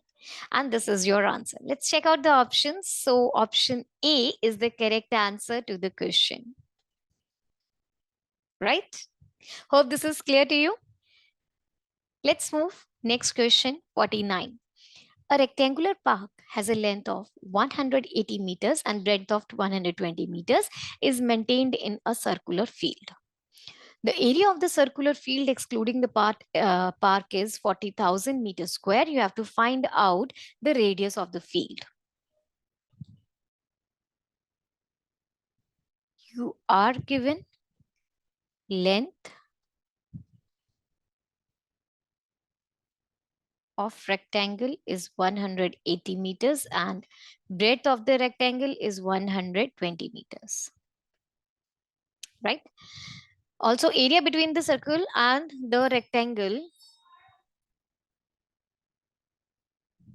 Also, you are given area between circle and rectangle is equal to 40,000 meters square. See, let's make the figure so that things will be very clear to you. So this is the circle.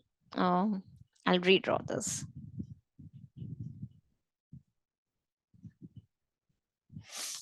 I'm actually a bit bad in drawing, so let's draw it again.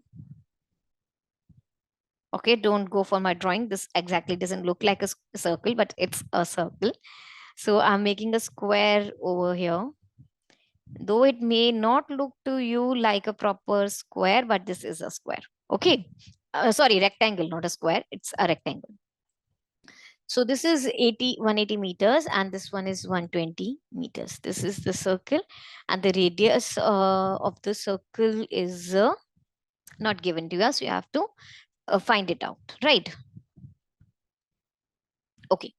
So now, formula that we'll be using in this question,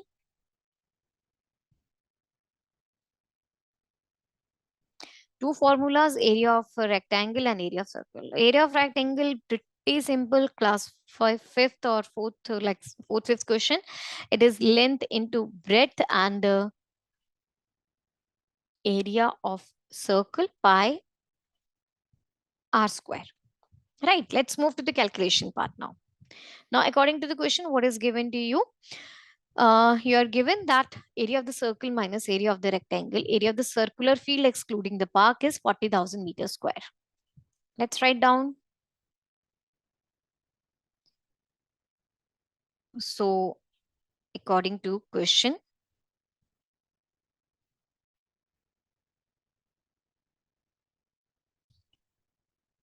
area of circle minus area of rectangle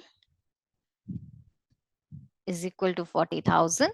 So, pi r square minus 120 into 180 is equal to 40,000.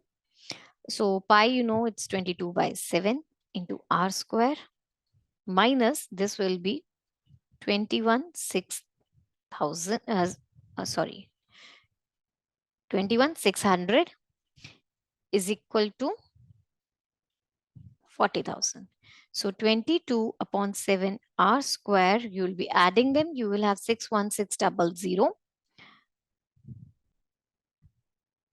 R square will be equal to this multiplied by 7 upon 22, which will give you 19600. That means r square is equal to this, or r is equal to root of this value, which will be equal to 140 meters. So this is your radius. Of course, it's plus minus, but we can't take the negative value for the length. So it's got to be plus 140 meters only. Hope this is clear to you. So let's check out the options given to us. Option B is the correct answer. So let's move to the next question, which is also the last mathematical question in today's paper. So it's given length and breadth of the rectangle are in the ratio 3:2. Length is increased by 5 meters, keeping the breadth same. Now the new area of the rectangle is this. What is the perimeter of the rectangle? So you are given length is to breadth is 3:2. If the length is increased by 5 meters, new area, and breadth is same. Breadth is same. New area is equal to 2600 meters square. Formula that we'll be using here is area of rectangle is equal to length into breadth, and perimeter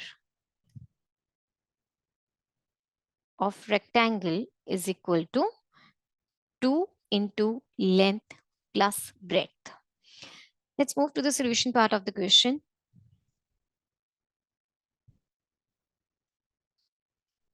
See, let length is equal to 3x and breadth is equal to 2x. Then according to question, this 2600, what is this 2600? The new area, right? So that means if you are adding 5 to the length, that means the new length will be 3x plus 5, right? So 3x plus 5, and the breadth is unchanged. So breadth is 2x only. So 2600 is equal to 3x plus 5 into 2x. That is equal to 6x square plus 10x. That's equal to 2600. Right. So 6x square plus 10x minus 2600 is equal to 0. This gives you, let's solve this quadratic equation. First of all, I'll be having this 2 as the common factor. So it will be this. Now you have to find out two such numbers. The sum of the two numbers should be plus 5 and the product should be minus 3900. And the two numbers are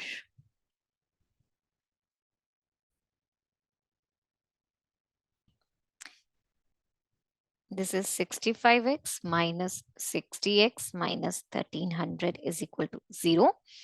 I'll be taking the 60, sorry, here is plus 60. So I'll be taking this, so sorry, the signs are a bit, I'll rewrite this line again. So this is 3x square plus 65x minus 60x minus 1300 is equal to 0. I'm taking this minus 60x on the right side. Why? Because 3 and 60, it is easy to have the factors of these. Okay, 65 and 3, they don't have any common factor. So I'll be taking minus 60x here and I'll be taking 65x on this side. So this is it. So 3x will be taken common, x minus 20 plus 65x minus 20 again. So that means x is equal to 20 or x is equal to minus 65 upon 3, right? Length can't be negative. So I'm taking x is equal to 20, right? And what were the units? The units were meters. So this is it. X has come to be 20 now. So length and breadth, what do you have to find out in the question? Let's see. What is the perimeter of the rectangle? This is for you have to find out the perimeter of the rectangle, and for finding out the perimeter of the rectangle, you know you need to have the length and the breadth. Correct? The length of the rectangle was 3 into x, and this is equal to 2 into x. So 2 into 20, that is equal to 40 meters. This is equal to 3 into 20, which is equal to 60 meters. Right? Perimeter is given by 2 into length plus breadth, or 2 into 60 plus 40. That will be equal to 200 meters. So this is your correct answer. Let's check out the options. Option D is the correct answer to the question, right? So we are done with all the mathematical questions. I hope you were thorough with the questions and you have understood them very well.